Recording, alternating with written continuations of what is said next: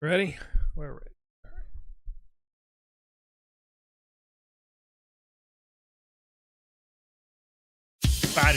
Bing, bang, wow! Look where we are now. We are in the basement doing the podcast. Yep. Wow. The WULFF Den Podcast. Amazing. Can't believe it. Can't believe it's been a whole 8 minutes since everyone's been waiting and watching for this, for the chair to be in the way. Thank you. Thank you, Will. There you go. Hey, everybody. Hello, Welcome to the guys. Podcast. So much news going on, Yes, man. but first, a moment of silence for the Xbox 360 marketplace. Is there a story for that? I mean, what's the story? It's just closed. Yeah, it's just I was thinking of like a way to make that the stream. I mean, like, but really, we already did one. Yeah, we did when they were talking about closing it. I thought, like, at most we could do like little anecdotes about it. Like, a friend of mine gave me his old 360 a while ago, and the weekend the store was closing, I actually finally reformatted it and set it up. I was like going through the store to see what was left and like what I can get and stuff. Don't we have an Xbox 360? We have one, but like that's at our parents' house, and a friend was getting rid of his 360, and rather than him throw it out, I saved it. Okay. Why don't you save the one that's at a parent's house? Because I figured you'd want to save that one because that's the Star Wars one. I do like the Star Wars one. Yeah. Eventually, I would like to have a little gallery of all this stuff here somewhere. I will note though, the Xbox 360 user experience sucks. So it's not Blades, right? It's not Blades anymore. It's like that Metro design that they tried to make happen. Yeah, you don't like that?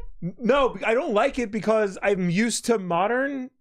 Well, the big problem is I log in. First of all, to reformat to reset it to factory settings, you have to specifically select to reformat the hard drive. That's in a different menu than the main system options. Initialize doesn't reformat the hard drive. Initialize just like reboots it for some reason. Okay. So I finally learned how to reformat the hard drive. I log into my account. I had to change my password because apparently on the Xbox 360, your Microsoft password can't be more than 16 characters, and mine was more than 16 characters. What? Yeah, so I had to change my password to something shorter, and then finally No wonder they knock these things offline. Finally, I'm able to log in. I go to my games, and my games list is empty because I don't have any games on the system. So I have to go to my account. I have to go down to it's either purchases or downloads, and there is all of my games in reverse chronological order. And if I want to download them, I gotta go one by one by one. You know what? You're explaining all this as if it's like a huge pain in the ass. The Switch is just like that. Oh, is it? Yeah, if you want to re-download all your games, it is not easy. No. There is a place, like you explained, there's a place where you can, through check boxes, you can download the stuff that you need. Like, but it's not obvious. But like on Xbox One and Series and even PS4 and 5, if I go to my library, it'll just list all my games regardless of whether or not they're on the hard drive. Yeah. This, I gotta like go through all these hoops and stuff. Yeah, the Switch is the same. There is a section in like the eShop settings or something where it'll list out the stuff that you have, but it's not... It takes me a while to find it every time I need to find it. Also, I forgot about this. If you load a game a disc game, a physical game into the 360, and then you inject it, it forgets you that game in your library. It just removes it. Yeah. That makes sense too.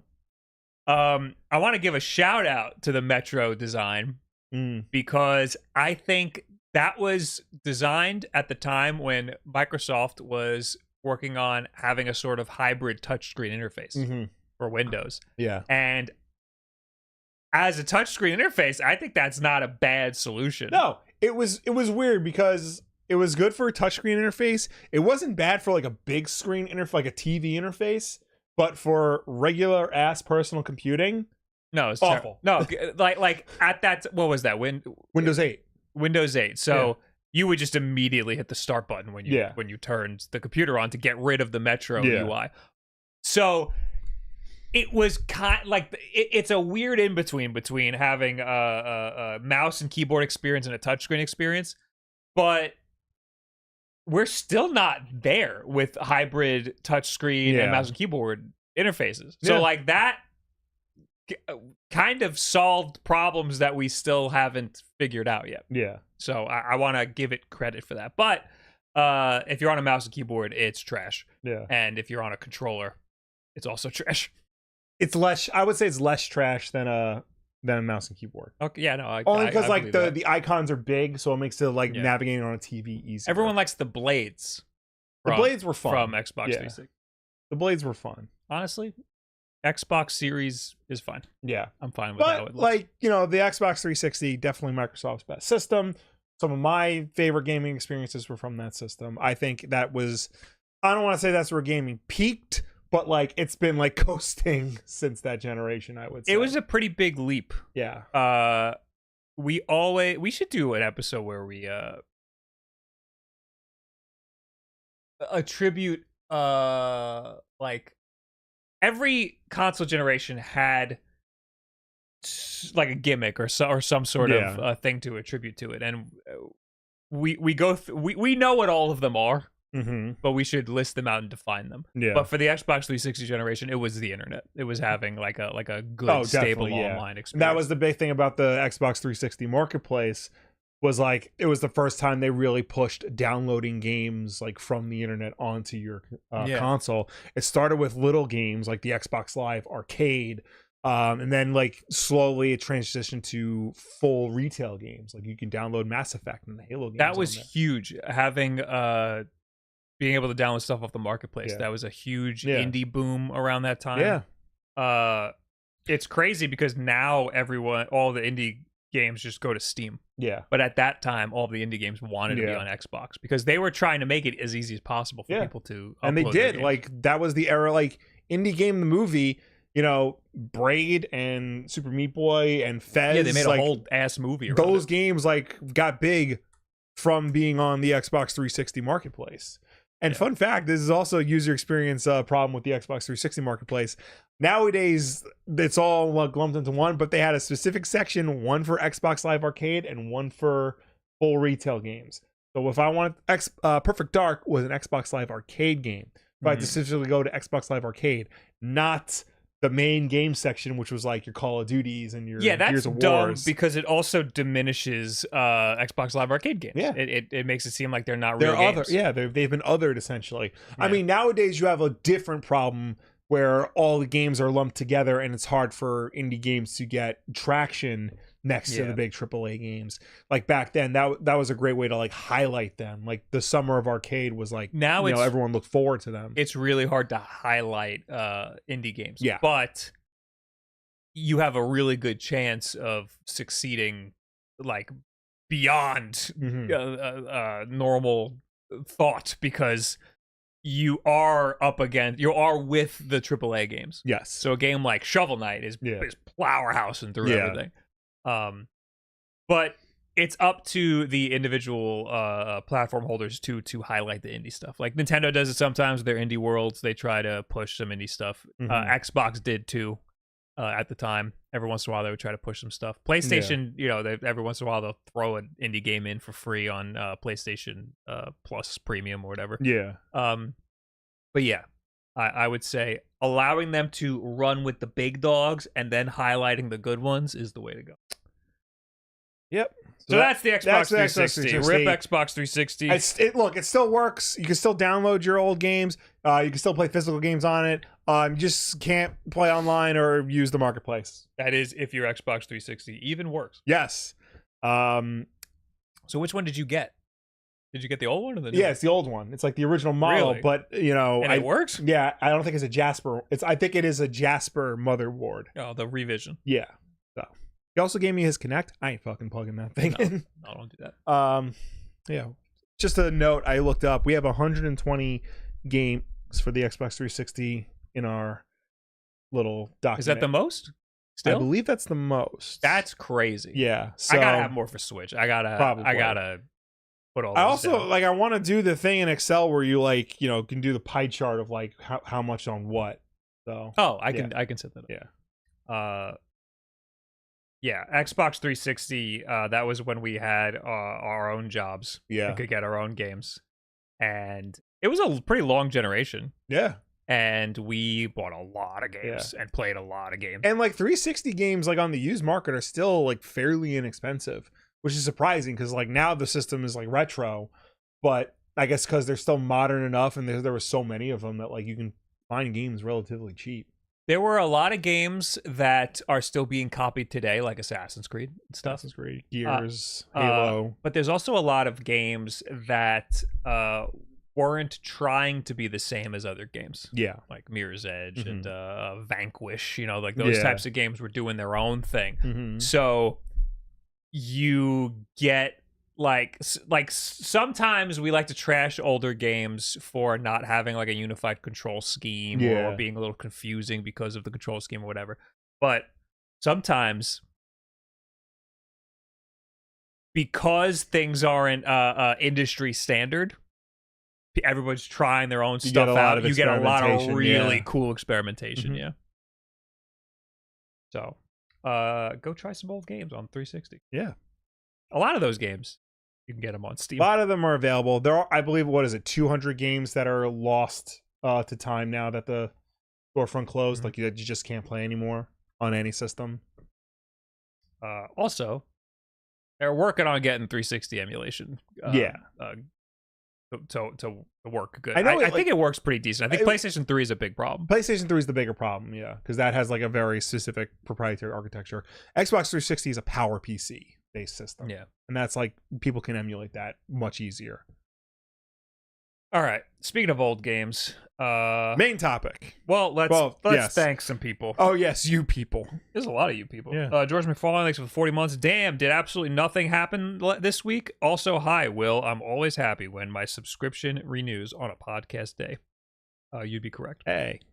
Eskrima, thanks for the 6 months podcast day. Hype.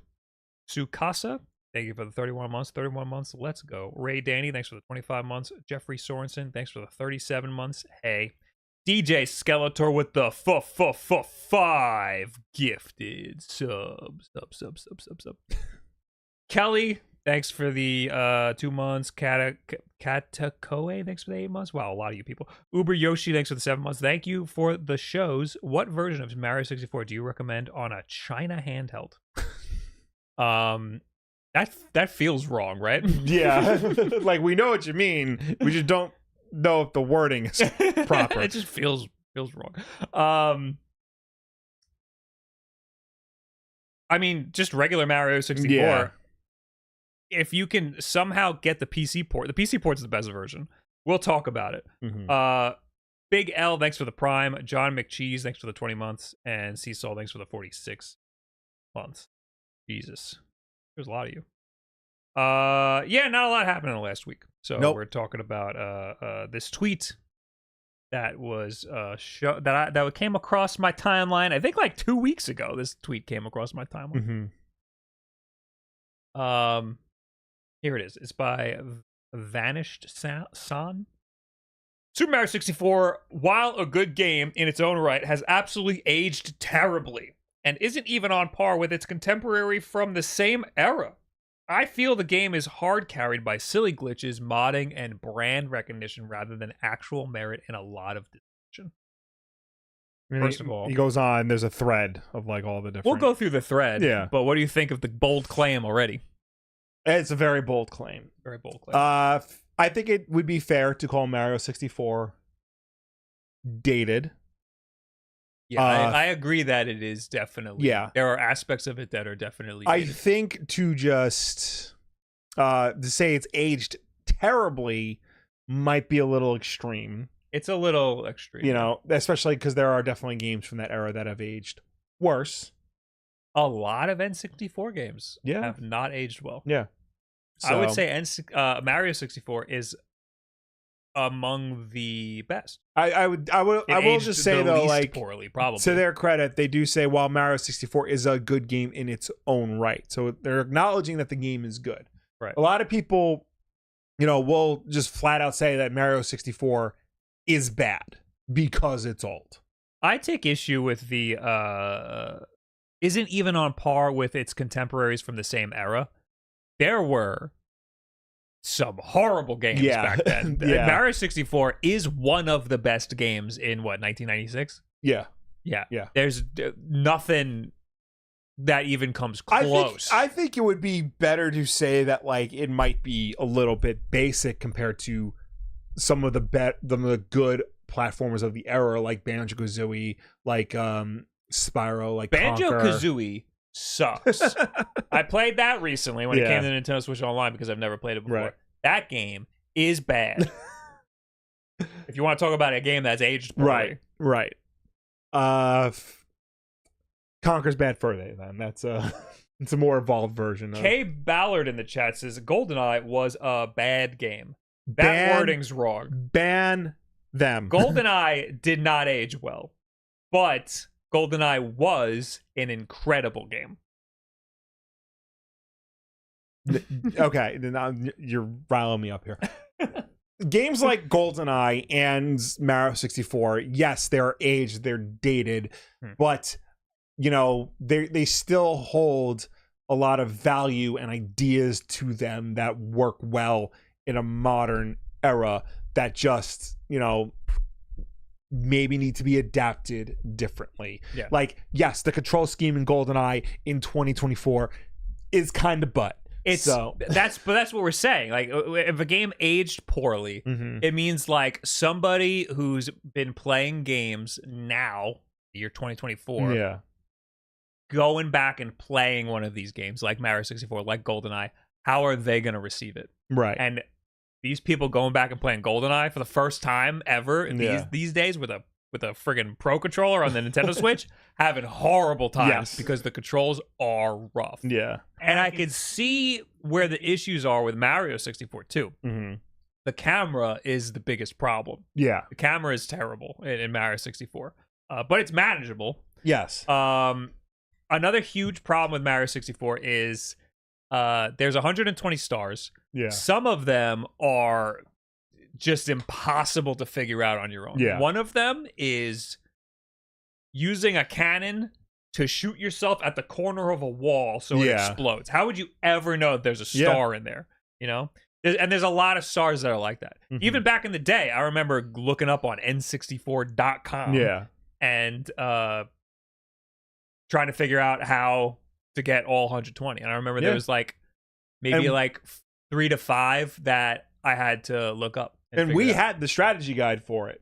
And we still had to like look up how to like do I remember being on GameFAQs or whatever text-based guide trying to figure out how to get all 120 stars. So I don't know how much longer after the game came out that I did that. Yeah. But getting the regular 70 stars? Yeah, something like that. Totally fine doing that. And there's a lot of other jank stuff where like Mario does this weird turnaround.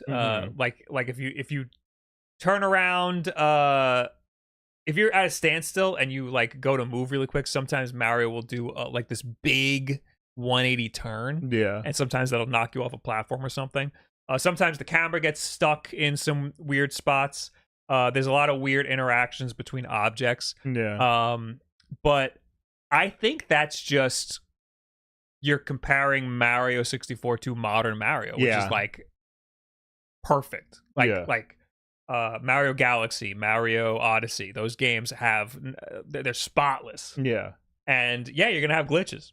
You know, there's a lot of games today that are amazing. That also have glitches.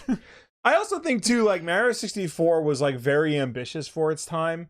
Like there were 3D platformers before, but like they all handled vastly differently from the rest. Like Tomb Raider 1 was around the same time.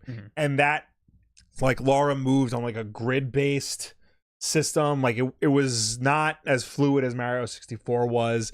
Like her jumping had to be very precise. Mario could be a little bit more loose with his jumping. You know, to the point where, you know, it's, you know, mythology at this point, but the N64 controller was specifically designed for Mario 64. And only Mario 64. Like all the other games that came after it had to like, you know, reconfigure themselves for that controller, all because Mario 64 needed a specific, you know, input device. Yeah. And the way like they made a Mario control so well in this game that it shot Nintendo light years ahead of everybody else. Yeah. Where everyone else was trying to figure out what they did so right to make this game work, and then they were copying that in future platformers and future third-person games. You got to remember that a lot of games before this game came out controlled just fucking terribly. Yeah. Also, Mario 64, a little ugly. It's a little bit ugly because the textures are all really bad. Yeah. And that's because there's so much in the game, they ran out of memory for the textures. Yeah. So all of the textures are like what, 10 pixels wide and then repeated because they needed to save space. So it is what it is. There's uglier N64 There games. are much uglier N64 games. There are uglier games, period. I don't think the aesthetics of the game should really be a demerit towards, whether or not the game is good. I mean, comparatively, there's still some pretty ugly games these days. Yeah. That people love. I'm reading the tweet more. The tweet thread.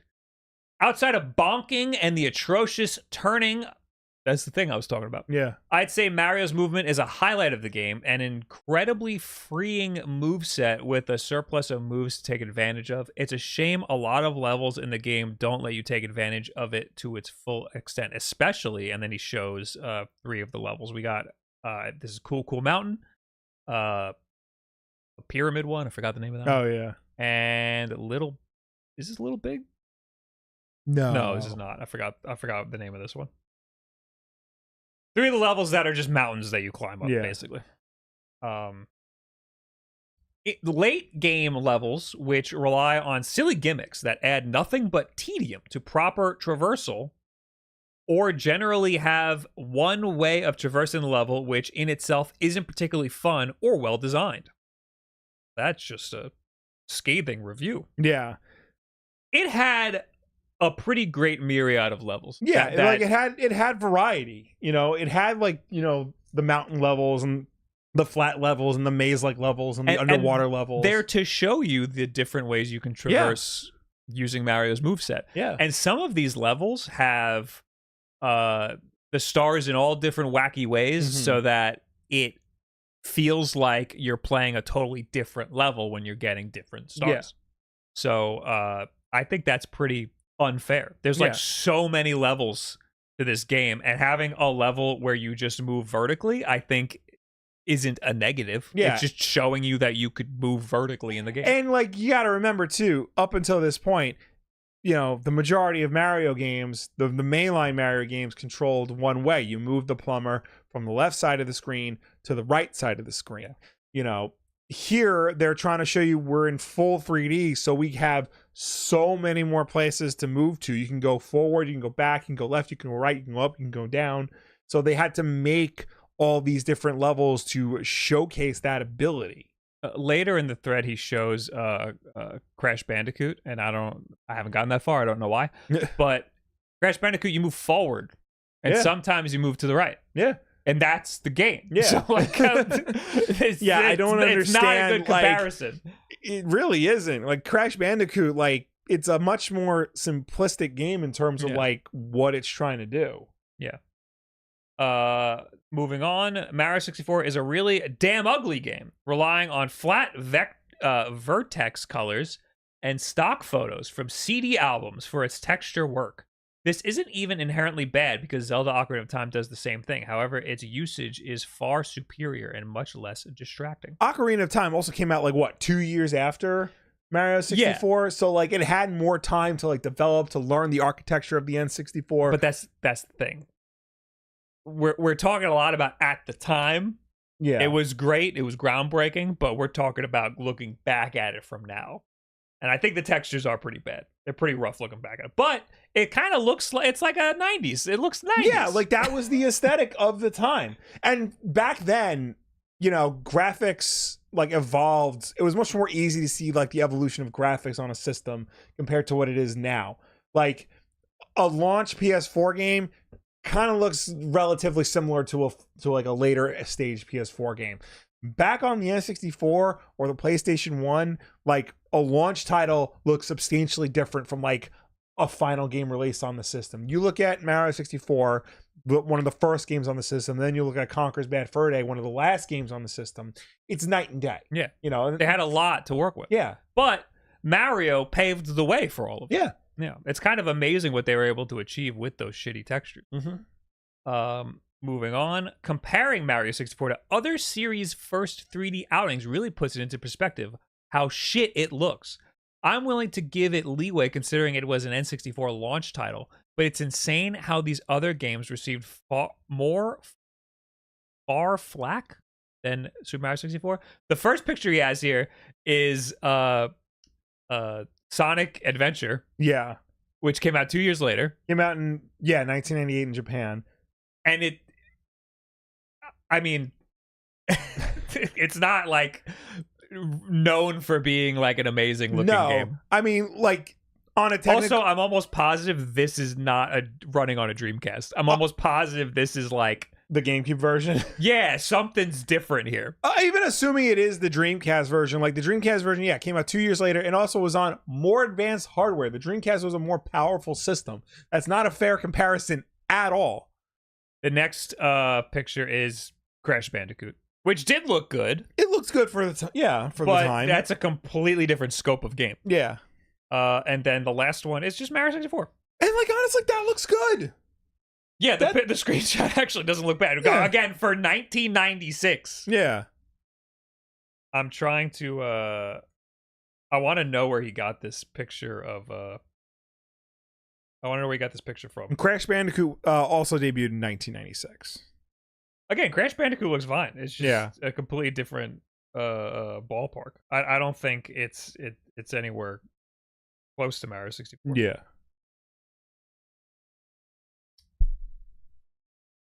No, I can't find it other than I thought I could reverse image search and see where he got it from.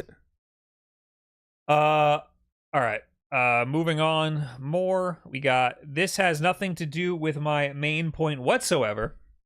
But it's also funny how Mario 64 got a remake that rectifies a few of its main issues, yet at the same time adds even bigger, arguably worse problems, like monkey paws.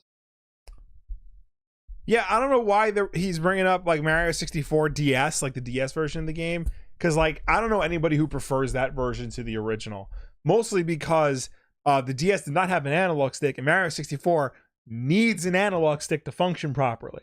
So they had to find like all these like ways to like make it work. So that's one of the criticisms. I honestly don't think the D-pad is that terrible for controlling it. I just think, you're playing other characters that aren't Mario. Yeah. And it kind of forces you to do that. And then it adds some other stuff that's just a little weird. Yeah. That's not to say it's bad. But then he points at Ocarina of Time 3D and Star Fox 3D, saying that they didn't have issues like that. I'd argue that Ocarina of Time 3D needed more quality of life fixes. Yeah. It was literally just a port. Yeah. I think it had little like... It had like little things here and there. It had like little hints for where to go and stuff, but they weren't that great. Mm-hmm. It needed more shit like that. Yeah. And Star Fox 3D was great. I like Star Fox 64, so Star Fox 3D was great. And then there's more. I hope people don't come out of this thread thinking I hate Mario 64, because I don't. I have a lot of fond memories. Blah blah blah. It's just so bizarre seeing how many people glaze it. That's a Gen Z term for like coming all over something. Glaze. I like why that phrase though? Like why couldn't you like say anything else? No game is perfect, especially not this one. Super Metroid and Metroid Fusion are perfect games though. Go play those. And that's really it. Okay. So there's a lot of screenshots here that look like Mario 64 with RTX on or something. Like they look like crazy looking renders.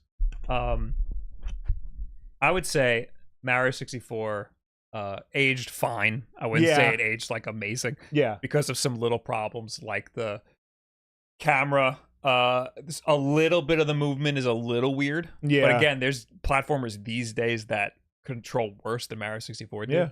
Yeah. And there's some weird stars that I think aren't that great. Yeah.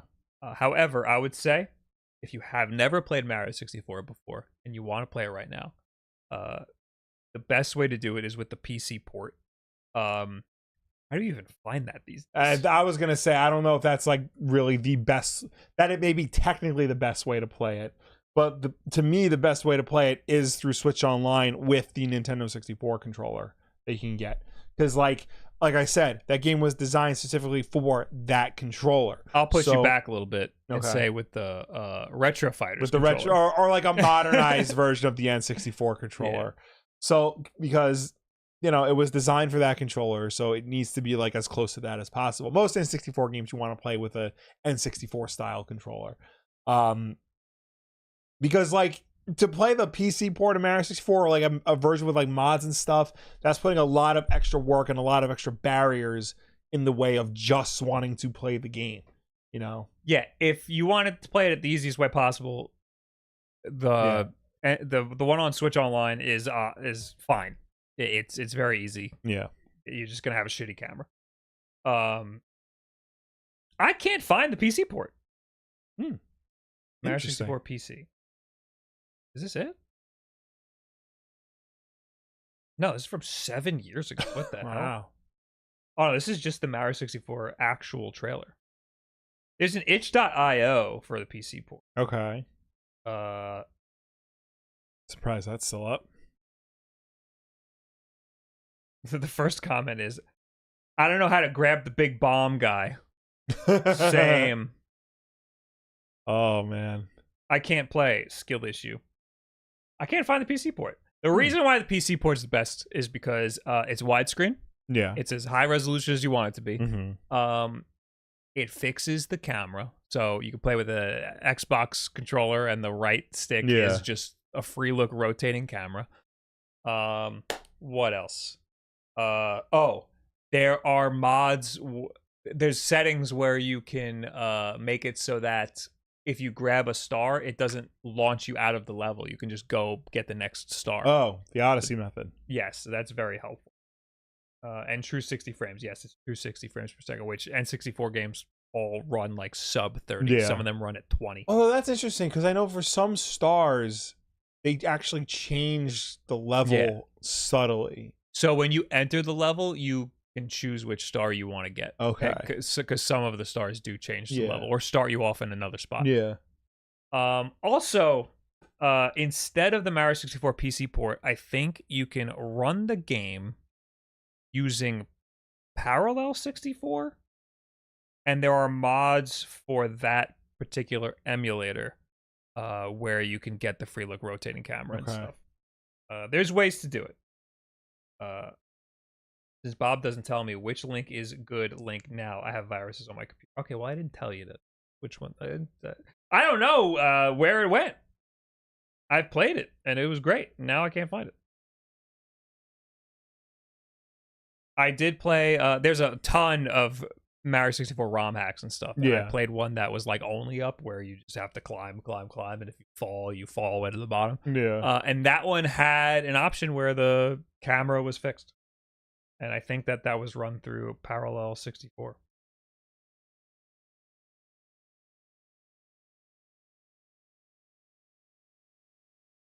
I'm trying to find it now. Analog camera for Mario 64. There you go. Parallel Launcher is the name of the emulator launcher. Okay. Look into that, and then I think you can find little hacks. Google Mario 64 PC. I literally did. Literally what I just did. I'll do it again.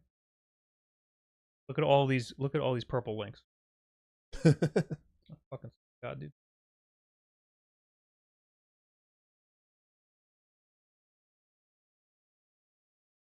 Okay, Blue Dusk smartass. Where's the download link? Oh, it does have under programs and scripts it tabs.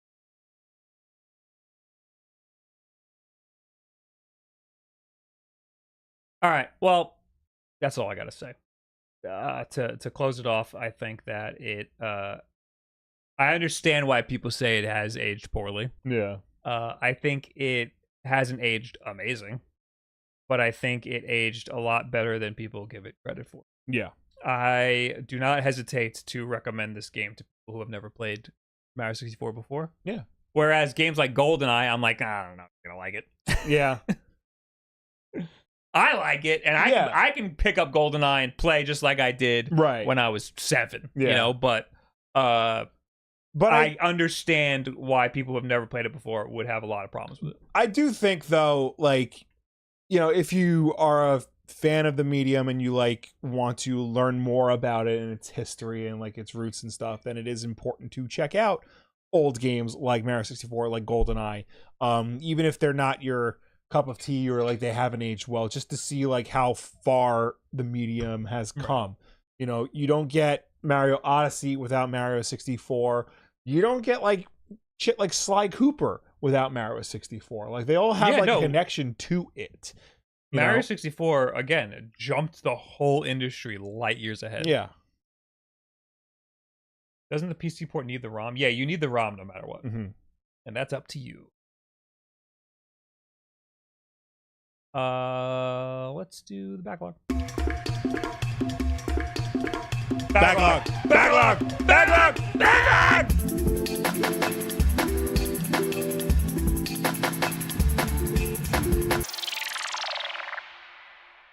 Hey guys, backlog time. This is a show where we do it.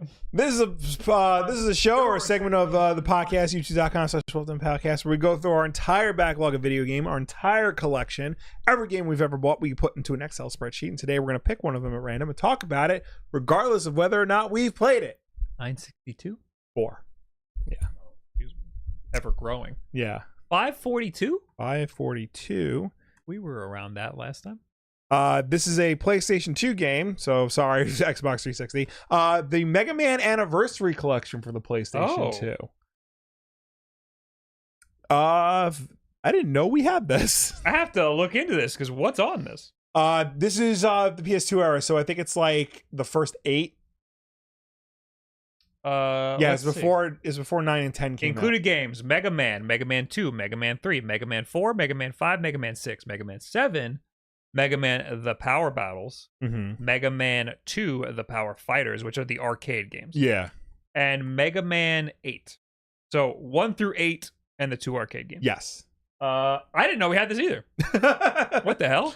I can tell you right now, I've definitely never played this game. I've played the Mega Man games before. Yeah. But this specific collection, I have not played. I do know that this collection had an interesting history. It came out on the PS2 and the GameCube at launch, and then the original Xbox a year later. It was not mildly, it came out and got good reviews overall. But over time, you started to hear about it became like a controversial subject in like the Mega Man fan community because the emulation of the games weren't great. It wasn't an authentic replication of the games. The big deal was on the GameCube version, they flipped the jump and shoot buttons instead of it being, I think, was it A shoots and B jumps, and then on GameCube they flipped it. Oh, because the GameCube has like that weird control layout. Has a giant A button. Yeah, so they had to but they were still in the right spot. Yeah, I do remember if you look up reviews from the time, that was a big sticking point. Yeah, I would hate that too. Yeah.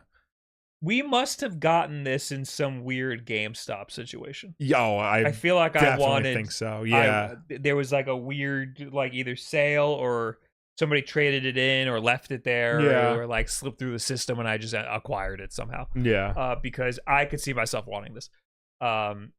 This was the first collection. Yeah.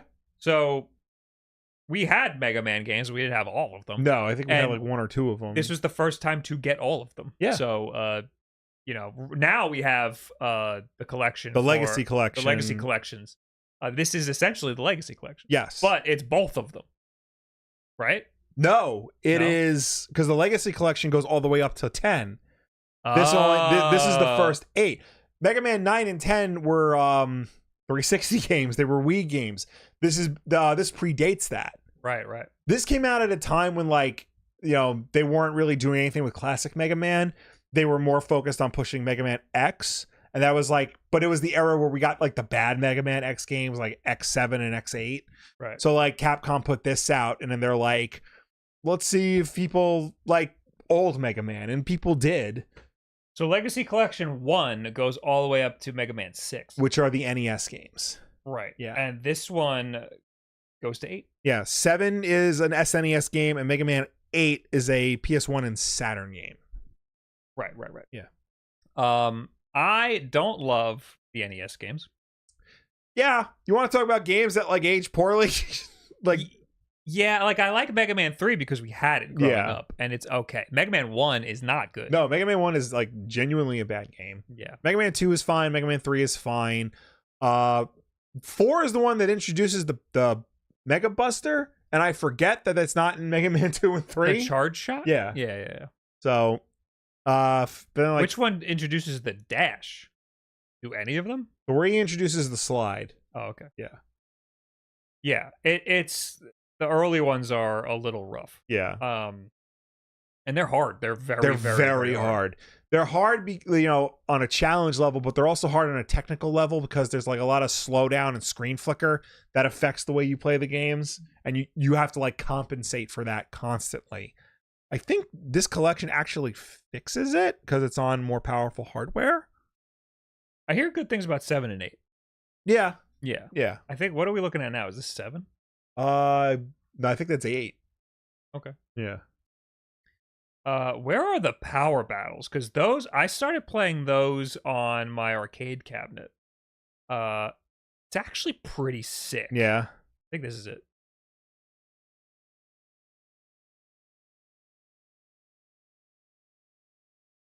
Oh yeah, the power battle. This is it. They're great as arcade games. They're pretty good. Nice. It's like a weird mix between Mega Man and like Street Fighter. You pick a character and you're versing other characters from the whole like the roster of Mega Man throughout the years. Yeah. But it feels like a boss rush mode of Mega Man. It's like, it's awesome.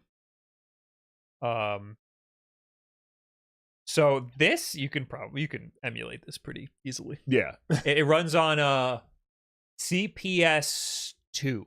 Okay. Which is Capcom's chip. It's their arcade chip. And it's pretty awesome. And it's something that you would never be able to play on a console outside of getting this one collection. Yeah. You can't just wait, is this not? Is this the second one? No, this is the first one for sure. Okay. I might be thinking of the second one. No, they're the same. Okay, it looked like they were about to load into a level, but it is really just a boss rush mode. But it's cool. I think that this collection specifically is a great way to try this game out. But also, you're proficient in emulation. It's cool to be able to emulate the CPS2 system. The arcade games were later released as part of the Capcom Arcade Stadium. Oh, that's cool. So you can get them there if you have Capcom Arcade Stadium. That's the game where the game's free and then you buy each game inside of it. It's like microtransactions inside. Okay. So that might be pretty cheap. And you can get that on the Switch. That should be pretty easy for people to try. So some of the things that this collection did, the NES games, their sounds were remixed to make them a little different from the original release. Mega Man 6 rearranged the music incorrectly, like it mastered them incorrectly, and there was excessive peaking. Oh my god. Mega Man 7, they censored the word damn. It was changed to darn. Oh, darn. The graphics of the Mega Man walking away from Wily's castle are absent from the credits sequence of Mega Man 7, as the developers were unable to port certain SNES graphical effects.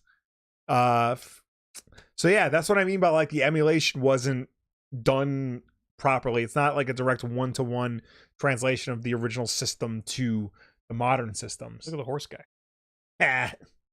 So this is not the best way to play the NES games. First of all, or the SNES games, I guess. No, yeah. First of all, the NES games, not great. Yeah. Already don't like them that much. Only play them if you're like 50.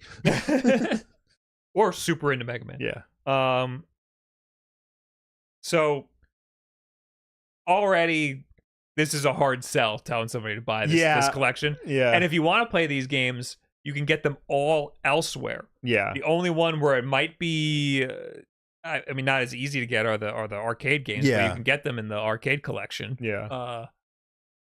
And that's basically it, is the arcade collection. I think is the only place you can get it. Yeah. Or this. Yeah. And playing the arcade games this way is probably not so bad. But all of the other games, you can play those on the Legacy Collection. So I'll also note that the first 6 games in this Mega Man 1 through 6 feature what's known as Navi mode. That's like it's like a helper mode for like an easy mode that was originally introduced in the Japanese PlayStation ports of the original Rock Band games. I didn't even know they had that. Yeah. Does the modern Legacy Collection have anything like that? Do you know, or is that something that would only be exclusive to this? I have no idea. Okay. But Sir Griffic says the Legacy Collection 1 and 2 combo pack on Steam is $12. Oh, so it doesn't even matter. Just get that. I'm sure it has an easy mode. There was one other thing. I mean, it's a collection, so they throw in a lot of extra stuff. It includes artwork, music, bonus videos. The PS2 version of the game contains the pilot episode for the Ruby Spears Mega Man animated series. Do you remember that cartoon that we used to watch all the time on Saturday morning? Yeah, that where one. Cutsman was weird. Yeah. So if you're gonna get one, get the PS2 version because that show actually rules. The GameCube and the Xbox versions contain the Mega Man episode of from G4's Icons TV show. What the fuck? Exactly. You know, who cares? Like seriously. The Xbox version also includes the first episode of Mega Man NT Warrior, which is based on Mega Man Battle Network. People like that. I know. I'm not. It's okay. And the PS2 and the Xbox versions include some arranged music for the first 6 games. Also the originally presented in the Complete Works version. So, I mean, look, just get the PS2 version. Don't get any of them. Get the modern Legacy Collection because, like, that's the best option to play these games. If you're like at a convention or like a secondhand store and you see these, maybe get the PS2 version to watch the Ruby Spears cartoon, or just watch it on YouTube. Ruby Spears, what is that? I know the cartoon, but why are you saying Ruby Spears? That's the company. Oh, Ruby Spears is the company. So I was looking it up. There doesn't seem to be in any sort of easy mode for the Legacy Collection of the original Mega Man games. Right. However, there are save states and rewind. Okay. So there you go. That is easy mode. Yeah. I guess this version didn't have that because it's PlayStation 2. Yeah. They'd probably even know to do something like that. Except Mega Man X Legacy Collection did have an easy mode. Okay. I don't know what the easy mode did. I'm looking at a Destructoid article right now. Rookie Hunter mode, an easy setting that just unveiled for both Mega Man X Legacy Collection. Due out later this month, the sets contain Mega Man X through X8, and Rookie Hunter is an option for every game. It halves damage, but it also removes spikes and pit deaths for 4 to 8. Okay. That sounds like way too easy. Especially because there are also save states for those games. There was a Mega Man X collection that was released like around the same time as the Mega Man Legacy Collection. The Mega Man Anniversary Collection that we're talking about right now. That was Mega Man X through X6. Yeah, so this was at the time when Capcom was like, what happens if we just start collecting Mega Man games? They're like, we got this IP that everyone loves, but we don't know what we're doing with it. We can't make a new game with it. Nobody likes the new stuff. Let's keep giving them the old stuff. Capcom has recently said they love Mega Man, and Mega Man's one of their biggest sellers. Yeah. But they still can't make a new one. Yeah. For whatever reason. All right. Thanks for watching the backlog, everybody. Yeah. We'll see you at a podcast sometime. A live show. Bye. Bye. Not you. You stay. Yeah. You're stuck with us. Stuck with us, goddammit. Riley with the 23 months. Yo, what's up, Wolf Bros? How's your Tuesday? You guys see the new Astrobot controller? I think it looks cute, and I'm excited to grab the pre-order next week. Let's bring that story talk about it. Top, That's baby. right. First look, Astrobot limited edition DualSense wireless controller. He is. That's now, I'm a little disappointed because I thought that this was an actual screen. Yeah. But it does look awesome. It does look really cool. This is the best DualSense controller? Maybe. Like the Spider-Man one is kind of cool. Spider-Man one's pretty cool. The God of War one's really cool. You've seen the God of War one? I vaguely remember. I'm trying to. I feel like I remember. Yeah, I'm remembering one that was not official. That was better than this. Okay. Or am I thinking of the DualShock 4? Because I'm trying to think what the limited edition DualSenses were. There's the Spider-Man one. There's that one. The God of War one. There's this Astrobot one now. The LeBron James one, not cool. Hogwarts Legacy. Okay. And then we also got a. Oh, never mind. What are you looking for? I'm looking for a tweet from our dad. Oh God. He quote tweeted him. I said, "I do not need another PS5 controller," and then he quote tweeted it and said, "No, you do not." Hashtag WULFF DEN. He's got to make sure you throw that in. Gotta make sure he does that. So yeah, this is a really cool controller. I don't need another one. I got too many of them. Yeah. I'm just more excited for the game. Yeah. This game's gonna be good. How many DualSense? I have 3. Yeah, I have 3 DualSense controllers. They used to send me every color. Right. I don't think they like me anymore. No. Well, you should have been nicer about the Portal. Nicer about the Portal. Should have been nicer about the VR. Every time they send me something, I trash it. If the touchpad could blink at me when I played, they could have my money now. If it was a screen or lit up in some way, that shit drives me nuts. Like, I know why they can't do it, but like my brain just can't accept the fact that it's not a screen and it's not gonna blink at me. You know, like as a rational human being, I get it. I understand why it's not a screen and why it's not really doing that. But like the reptilian brain in me that like loves they like could put fiction. a light behind it. Yeah. All right. We can stick with Sony. Yeah. Sony testing 3 new neat features on PS5 after latest update. Yes. As the PlayStation 5 nears its 4-year anniversary, the platform team at Sony is continuing to cook up all the small improvements to help players get the most out of the console. The latest batch of changes we'll soon get to test are hyper niche, but still pretty cool.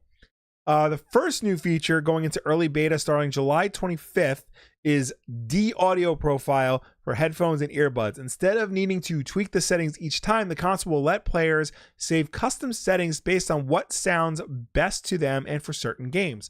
Maybe you want a different set of tweaks when you're playing a multiplayer shooter versus a moody horror game. For example, your personalized 3D audio profile may enable you to better sense the position of characters and objects in the game world more clearly than before, making the experience more immersive. Sony's VP of Product Management, Hiromi Wakai, wrote on the PlayStation blog. I've been using my like in-ear monitors for like competitive games. And great. I used to want to use gaming headphones. Yeah. But no, I like the in-ears because I don't like having over-the-ear headphones sitting on top of my dome. Yeah. And they sound great. So. Yeah. So, well, now you can like tweak it a little bit more to take full advantage of your... So it seems like it'll remember what volume levels you have for different games, which I guess makes sense because if there's like a horror game that like blows your eardrums out, you want to lower that, and then you plug it in and play like Death Stranding, you might want to raise it up a little bit. So that makes sense. That's pretty cool. There's more. Custom remote play settings are also going into testing. This will let players authorize which friend and family member accounts have authorization to access their console for streaming to their phones, laptops, or PlayStation portals. The writer is tempted to see how well they can play games on their buddy's console 5 miles away. Both of these new settings options are available on all PS5 models. I guess that's cool that the option's there, but that sounds like hell. Yeah. It's like for me to log into your PS5 with my account. Yeah, like technically it shouldn't really make much of a difference. Yeah. But you'll hear the PS5 turn on. Yeah. If it's a living room TV with that stupid HDMI thing that turns the TV on, which I think I have. Yeah. You could just start playing a game in my living room and it'll blast through the whole house. What Sony is calling adaptive charging for DualSense controllers and other peripherals, however, is only available on the new PS5 Slim models released last year. This feature will save power by only charging your connected controller when its battery is low, rather than keeping the USB ports powered on even when the devices are fully juiced. While most users will have to wait until these features go live in an official update to try them, everyone will get to play around with the PS5's latest firmware version out today. Players can now ask their console to show them game help for a game rather than needing to find it on the home screen. They can also share links to their game sessions with QR codes. Yeah. So that last feature is pretty cool because you want to maintain a good lifespan for your DualSense controller. Yeah. That could cause an issue. Like you could pick up your controller, it could have half battery. Yeah. Because it wasn't charging. That could be a little interesting. Yeah. All right. I mean, that's fine. It's good. It's always great when they update. Yeah, and it seems like these are good updates. Again, like the remote play thing is a little weird. And I don't know how practical that's really going to be. I mean, more remote play options are better. Yeah. It's good that they continue to work on that. They should work on getting fucking PlayStation Now on there. Yeah. You want to do one more PlayStation story? Sure. The PSVR 2, now $200 off. Yeah, so did they ever release the cable to get it to work on PC? I think so. Why don't I have it? Because Sony doesn't like you anymore, remember? Sony doesn't like me. So the Sony Summer Sale has started with some hefty hardware and software savings across its catalog. One of the biggest discounts, however, is for its PSVR 2 headset, which is $349.99 this week. It was $549.99, a savings of more than 37% off the normal price. The deal is valid not just at the PlayStation Store, but also Best Buy, GameStop, Target, and Walmart. GameStop is also selling a PSVR 2 bundle with Horizon Call of the Mountain for $400. Again, $200 off the retail price. So everyone says this is like the most technologically advanced like VR headset for the price that it is. Yeah. I gotta say, I don't know if $350 is worth it still. It's so hard to justify VR price tag, because they are expensive, especially when the MetaQuest 2 is like $200. It's so cheap and you don't need a PlayStation. Yeah. And you don't need anything. And yeah, like some people say like, oh, well, it's not as advanced or as good as like, the more expensive models, but like it really most people don't care. The biggest problem with VR is setting it up. Yeah. And there's people, like we know people who have like a VR setup and they got like fucking sensors all over the room and shit and they use it all the time and stuff. If you don't, most people aren't going to use it all the time. Yeah. You want to sit down and play a game after a hard day of work. You just want to sit on your ass and play. You're sitting on the couch, you're picking up the controller, you're hitting the PlayStation button, and everything turns on. Yeah. If you want to play VR, you got to get the headset, plug it in, put it on, calibrate everything, and then play. And it's a huge pain in the ass. Yeah. So, no, I don't even think there's any killer apps. No. So the PC adapter is coming August 7th. So next week. Okay. I just clicked on the article and the PlayStation blog shows the headset plugged into what I can only assume is a PC. Yeah. Although it looks like an Xbox. And it shows Half-Life Alyx on the monitor. So that's pretty cool that they're showcasing a game that's on another platform. Yeah. You might as well get Quest for PC gameplay. The unfortunate part of PSVR 2 is that most of the features that make it so advanced won't work on PC. Yeah, that's true. I mean, I want to get the adapter to just try it. Yeah. I've actually never plugged an Oculus or I'm sorry, the Meta Quest. I've never plugged that into the PC either. So I guess I could try them both out. Does it come with controllers or no? It comes with controllers. Yeah. Yeah. Yeah, I remember the first PlayStation VR, I got it without controllers because it was more expensive with the controllers. Yeah. And I didn't want to play any games that required the controllers. All right. Are we talking about the actors' strike now? Yeah. Let's talk about the actors' strike and why you don't support unions. So, Will thought this was going to be the main topic. I did. And I said, no one cares about this. Obviously, people care about it. Yes. Obviously, this is a big deal, important thing. Yes. But as a YouTube title and thumbnail, I don't think anybody's clicking on this. Is what I mean. It is like about like a few days late, so I don't know if like the. Still, I don't think anybody's going to be like, "Oh, I want to hear about the actor strike." I want to hear what two losers from Long Island want to say about the actor strike. So the best thing to do is to bait everybody into hearing about the actor strike. So here you go. All right. Hollywood video game performers announced that they would go on strike on Thursday, throwing part of the entertainment industry into another work stoppage after talks for a new contract with major game studios broke down over artificial intelligence protections. Bob's already bored of this. The strike, I heard AI, and that was it. The strike, the second for video game voice actors and motion capture performances under the SAG-AFTRA, will begin at 12:01 a.m. Friday, so it's already begun. The move comes after nearly 2 years of negotiations with gaming giants, including divisions of Activision, Warner Brothers, and Walt Disney, over new interactive media agreements. SAG-AFTRA negotiators say gains have been made over wages and job safety in the video game contracts, but that the two sides remain split over the regulation of generative AI. A spokesperson for the video game producers, Audrey Cooling, said the studio's offering AI protections, but SAG-AFTRA's negotiating committee said that the studio's definition of who constitutes a performer is key to understanding the issue of who would be protected. The industry has told us point blank that they do not necessarily consider everyone who is rendering movement performance to be a performer that is covered by the collective bargaining agreement, SAG-AFTRA Chief Contacts Officer Ray Rodriguez said in a news conference Thursday afternoon. He said some physical performances are being treated as data. Without guardrails, game companies could train AI to replicate an actor's voice or create a digital replica of their likeness without consent or fair compensation, the union said. We strike as a matter of last resort. We have given this process absolutely as much time as we possibly can, Rodriguez told reporters. We have exhausted the other possibilities, and that is why we are doing it now. Cooling said that the company's offers extends meaningful AI protections. We are disappointed the union has chosen to walk away when we were so close to a deal, and we remain prepared to resume negotiations, she said.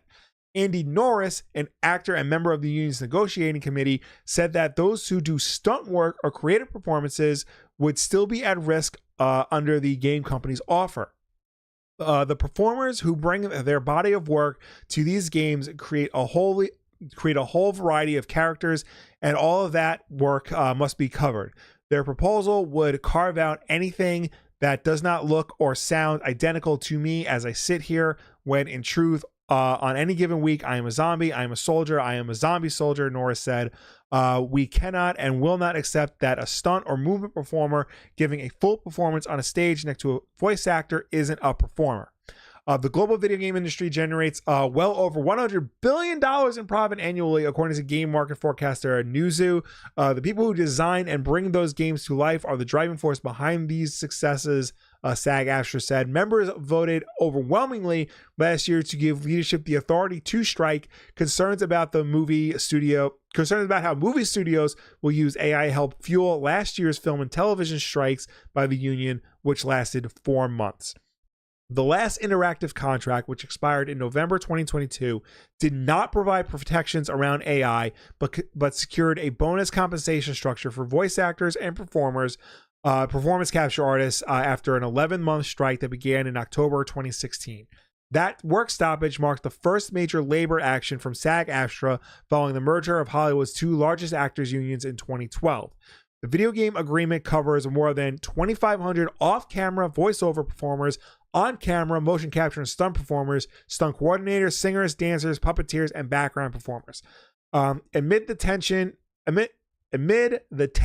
interactive negotiations, SAG-AFTRA created a separate contract in February that covered independent and lower budget video game projects. The tiered budget independent interactive agreement contains some of the protections on AI that the video game industry titans have rejected. Games signed an interim interactive media agreement, tiered budget independence. What happened? I lost it. Oh no. I am currently looking up some TikTok that I saw. Yes. I think it's by Joe Zieja. who he worked on some Persona games, it looks like. Yeah. There was a case where he heard a clip. I think it might have been one of the Persona games where they like Persona 3 Reloaded. Yeah. There was a clip of a thing that he did not say. And he was like, "Hey, I didn't say this." And they were like, "Oh, yeah, we just figured it would be too much to call you in, so we just used AI to like redo it." Yeah. And obviously that's like not cool. That's because, like, because you get paid to do the voice work. You know? I mean, that's what this whole thing is about. Yeah. You know, like the actors come in, they say all of their dialogue, you know, and then, you know, for additional work or possibly even like a sequel, rather than calling the actors back in, they just hit some keys and fart out like new dialogue. Yeah. Or even now too, with like the motion capture performers, like they could take their work and like manipulate it through AI to like do in other games that they're not, you know, necessarily sign up for. There's been protections for things like this before, like when Apple got a voice for Siri, like they had to have a licensing agreement, like we're gonna use this forever, you know. And that the voice actress who did that was under the impression that all the work I'm gonna do now is gonna be Apple's forever, you know? People who do motion capture work, there has to be agreements in there, like if it's for like Naughty Dog, like we can use this for future games, you know, and then that's more money. Right. But like they have to be properly compensated for it. That's the thing. Like, you know, the higher ups think that just using AI, you know, means that they don't have to now compensate the performers for their work because, you know, you did the work already and now the machine is doing the work for the future. Yeah. And we've had cases like this in the past, and there have been provisions put in place to protect people like this. Just because it's AI doesn't mean you can skirt around those same protections. Now they're trying to skirt around it because it's AI, because it's a new technology. It's different from what they used to do. What they used to do is just like have it on a database and just use it again, you know? Yeah, but I'm saying it's the same provisions. It's just they're skirting around it by calling it something different. Right. But it's the same as just taking someone's likeness and using it again. Yeah. Taking someone's work from a different project and using it again on another project. It's like you got to pay licensing. If there were licensing provisions in the contract, you got to pay the licensing no matter how many times you use it. Especially if you're copying someone's voice. Like it's very obvious you're using someone's voice in a new game. Yeah. You know? So, yeah. I'm glad that companies are getting kind of folded for that. Yeah. The companies need to have a provision in the contract and say, hey, we want to be able to use AI in the future if you're not around or something. Right. And then that means more money for the voice actor or actress who's doing it. They shouldn't even have to do that, at least in terms of voice acting. Like, I'm not saying voice acting is easy, but in terms of like getting an actor to record dialogue in a booth for 20 minutes, it's like that is easier to do than having to fly them out to like location and film something there. You can, you know, most voice actors have equipment in their home that they can like do something quick and send it over. A lot of like modern technology is good enough where you can record dialogue over a Zoom meeting and use it, you know, in a game. So and that's how they do it mostly now. Yeah, they do it over Zoom. Fucking like, you know, on Bluey, the mom and the dad have never met. They live in different states in Australia, and they recorded separately, and then they just mash them together, and it makes the best show on television. So like, it's possible to get dialogue done, you know, regardless of how many miles apart people are. I think that it's inevitable that AI has a hand in it, because you look at something like the finals where the announcer is partially or a lot of it is AI, because there's things that are happening in the multiplayer game that they need to announce on the fly, so they need a script to do that. I don't think that that's that egregious, but the voice actor needs to know they are voicing a character that will be used for AI, because their voice is going to be used on a much broader scale than what they initially recorded. I think the problem, that's a completely different compensation. I think the problem is, what happened with the finals, it sets a bad precedent. Yes, you can use it for a game that like has a lot of things happening on the fly and it needs to like the dial needs to adjust accordingly, but like you can then take that same principle and apply it to like Uncharted, where you just get Nolan North to record like the cutscene dialogue, and then like for the the interstitial gameplay, then that's all AI because it can adjust to him like bouncing off a wall or picking something up. And they would have to tell him, we're going to use AI for part of your thing, and he would need to be compensated for it. Well, I can also see him not wanting to do it because and then he gets to say, I'm not going to be in this game. Yeah. So, I mean, that's a big deal because Nolan North is Nathan Drake. I know he would be able to put a foot down and be like, I don't want to do this. Yeah. I understand AI as a tool in certain aspects. Like, for example, how is Apple going to get a new Siri voice? Like, they have to pay somebody to at least program the AI with a voice to train it and stuff. So there is an area for that where it makes sense. Yeah. But right now, companies are using it in a nefarious way to skirt around paying people. And this is just a new provision on top of licensing. Yeah. Like, if someone wants to use my footage in a TV commercial, I get more money. Right. That's just you're using it out of the scope that was originally planned. Right. If you're going to use my voice in your AI game, I want more money because it's outside of the scope than I originally planned. It's new technologies and it's scary and we got to figure it out. But the hardest thing is figuring it out with our governing bodies, because they don't know fucking anything about any new technology. Yeah. Anyway, what's this? Some games are not affected by the strike. No, according to SAG-AFTRA, says all members who want to show solidarity with the union can elect voluntarily not to work, imitating that it believes the strike could be more disruptive than previously suspected and impact non-struck games. Members who want to show solidarity with the union can elect voluntarily not to work on these titles, SAG-AFTRA's chief contact officer Ray Rodriguez said. And we know that many of our members are going to become unavailable to work on those.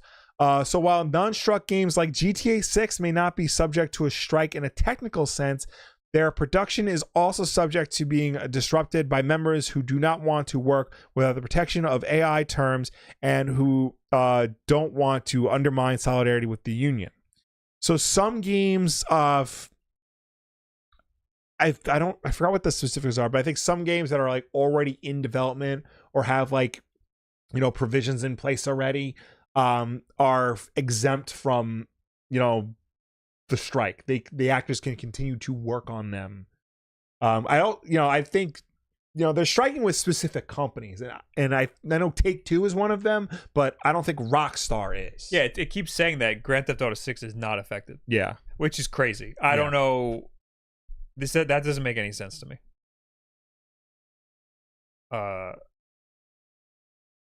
Their production is also subject to being disputed by members who don't want to work without the protection of AI. So they're like, they can. Yeah. It's like you can strike if you want. Yeah. You don't have to. That's so weird. Which is very weird because like with the actor strike, it was like, and the writer strike, it was like hard line, pencils down. So walk off the set. Yeah. The actor strike started right before the Oppenheimer premiere and all the actors went home. It kind of sounds like they just don't want to strike GTA 6. It's such a big deal. I'm trying to see if there are any other games that are not affected. Because I think they're just saying GTA 6 because it's the biggest thing. Yeah. But I think that it just sounds like they don't have to strike if they don't want to strike. Games that began production before August 2023 will not be included in the strike according to the terms. That means that GTA 6 is a non-struck game. Non-struck titles may still be indirectly affected by the strike, however. Also, like, that's like before AI was like, they signed their contracts before AI needed or would have any provisions. Yeah. But that's kind of stupid too, because AI needs to be added to the contract, not the other way around. We're not under the assumption that you're allowed to use AI for my voice.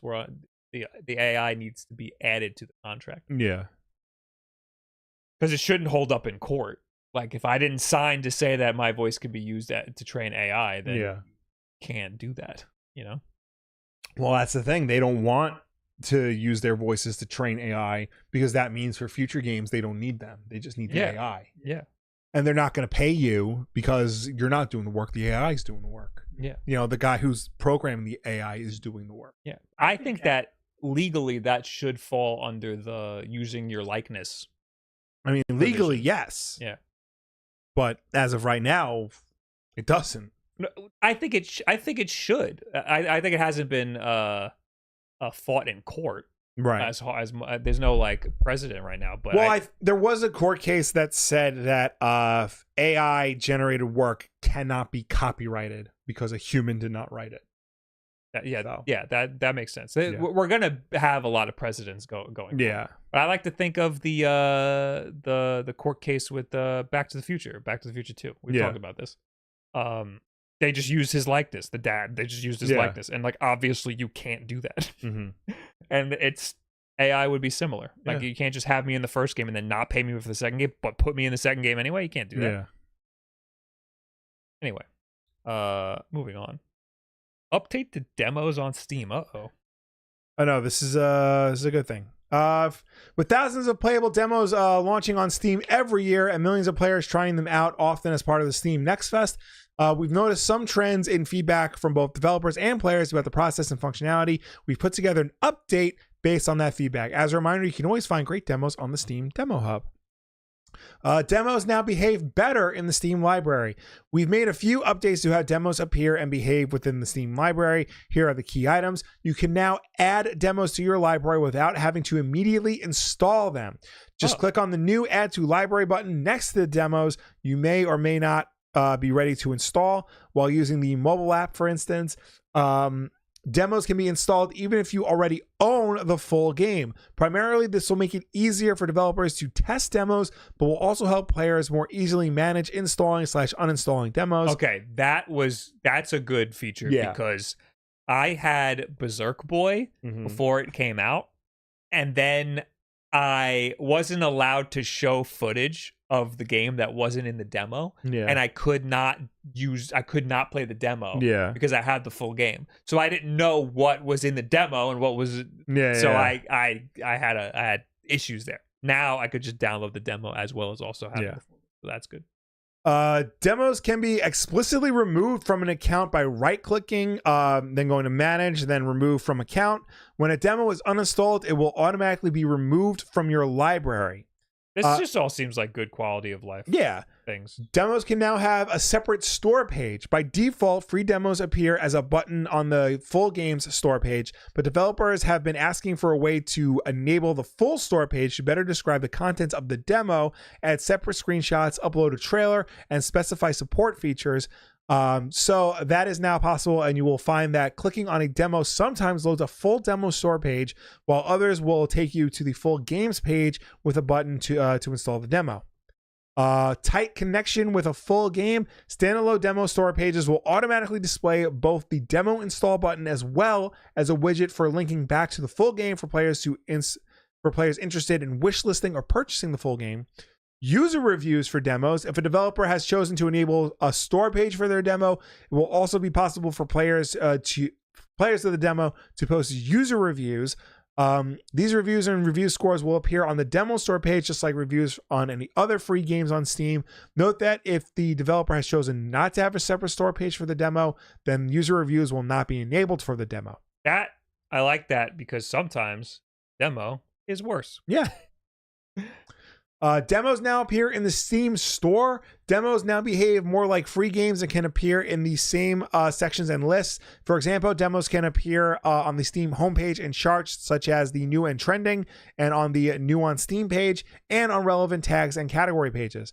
We've also made some changes to the thresholds for free products to appear in those sections to better balance them with paid products.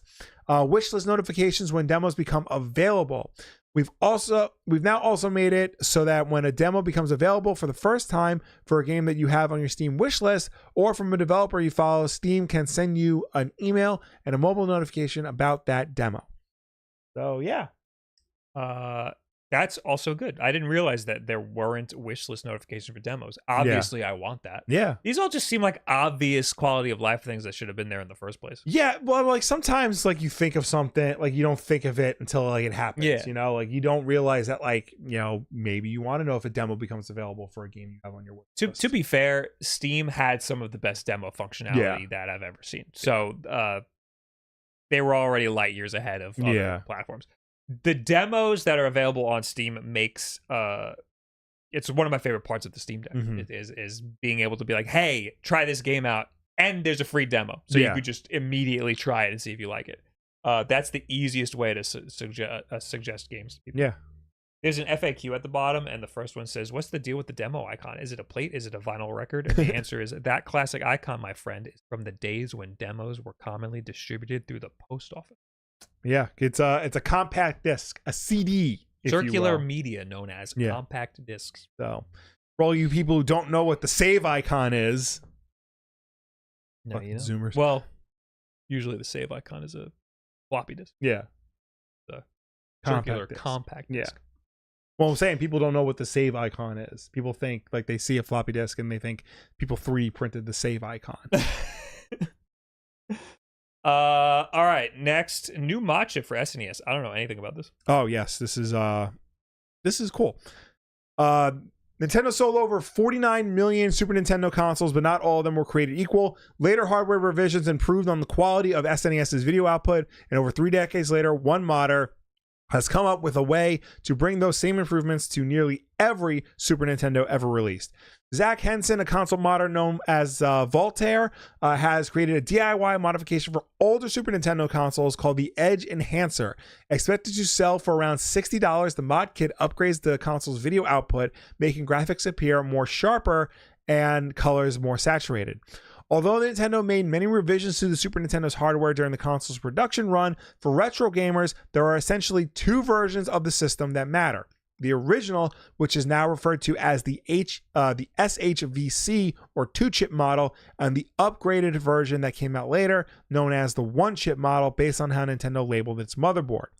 The 2-chip SNES featured a video digital to analog converter in its picture processing unit, PPU, that gamers have since discovered wasn't able to quickly transition between different colors. This resulted in a video output that tended to look soft or blurred because the graphics appeared to have a halo or shadow around them. This looks awesome. The problem wasn't noticeable in the 90s when everyone played on CRT TVs, but with a Super Nintendo connected to a modern display, the differences are more prominent. For later 1-chip versions of the Super Nintendo, the company merged the original's 2 video chips and CPU into a single chip. It was a cost-cutting move to make it cheaper to manufacture the console, but the new components also resulted in video output that was much sharper with noticeable improved colors. For retro gamers who prefer to play on original hardware, the 1-chip Super Nintendo consoles are now very much sought after and can sell for well over $200, but demand could soon be waning thanks to this new upgrade kit. Installing Voltaire's Edge Enhancer mod isn't for beginners, as Tito Perez from YouTube's Macho Nacho Productions recently demonstrated. Not only does the SNES have to be completely dismantled, but there's quite a bit of soldering involved. It looks pretty involved. And you have to remove the original's transistors, capacitors, and resistors from the motherboard. A lot could go wrong when installing the various components needed for the mod, so while Voltaire plans to sell DIY Edge Enhancer kits once the documentation and tutorials are finalized, it will initially only be available as part of a more expensive installation service that will ensure the upgrades are done correctly. Pricing hasn't been revealed yet, but given the 1-chip Super Nintendo consoles are becoming increasingly rare, the Edge Enhancer mod could still be much cheaper, even with the cost of shipping a Super Nintendo's motherboard off to be upgraded. This looks really cool. I didn't even know you could even get rid of some of this, like, this aliasing. Like, that looks... I didn't even know that was an issue on the Super Nintendo. I knew about the 2-chip model and the 1-chip model. I think there's even, like, 3 revisions of the 1-chip. Each, like, slightly tweaked and whatnot. But this is a good aftermarket solution to try and get, all SNES consoles like in line and like modernized for modern play. Fun fact, Voltaire blocked me on Twitter. Really? I think it's something to do with the Gerard thing. Yeah. But Macho Nacho, on the other hand, he hit me up. He's working on the Gotcha SP, the little SP thing. And I mailed him the Flex PCB that I've been working on. And it looks like it might work. I haven't even tested it myself, so I was just like, I haven't tested it, but here you can have it and try it out. But so that's cool. I just ordered some more stuff for the Gotcha SP, and I'm gonna try it. This seems like a huge pain in the ass, and I don't know if I want to do this. Yeah. But it's cool that it exists. Good job, everybody. Yeah. Everybody involved. Moving on. What is this? Launch model Xbox One console with older firmware are reportedly failing to update. So I heard about this. I think I could just summarize it. Okay. This was tweeted by Digital Foundry. Yes. That some older Xbox One, apparently S revision. No, the VCR model. The original 2013 launch models. Oh, as opposed to the Xbox One S. Okay. The original shady Xbox Ones. Yes. The old one with old firmware. They just could not update. They were just bricks. You couldn't do anything with them. So they tweeted about this, and it's been fixed. You can you can now update it. Oh, it was like fixed like very quickly. And it's because they made people aware of it. I'd imagine this has been brought up because people were going into the Xbox Marketplace. Yeah. The Xbox 360 market. You can access the Xbox 360 Marketplace from the Xbox One, right? Am I making that up? No, you can get Xbox 360 games that are sold on the Xbox One are from the Xbox One Marketplace. They just put those in the Xbox One Marketplace. Oh, okay. Never mind then. Yeah. So I don't know. It's just a coincidence that they discovered this. But yeah, no, they fixed it. Presumably it was some weird issue with the way their firmware was handling updates. Right. But now it seems like it was an easy fix for them to implement, and now everybody's Xbox consoles seem to be able to connect and update just fine. Okay. So false alarm, everybody. Okay. Cool deal. I felt bad because I sold my old VCR style Xbox One, and whoever bought that, I hope it still works for you.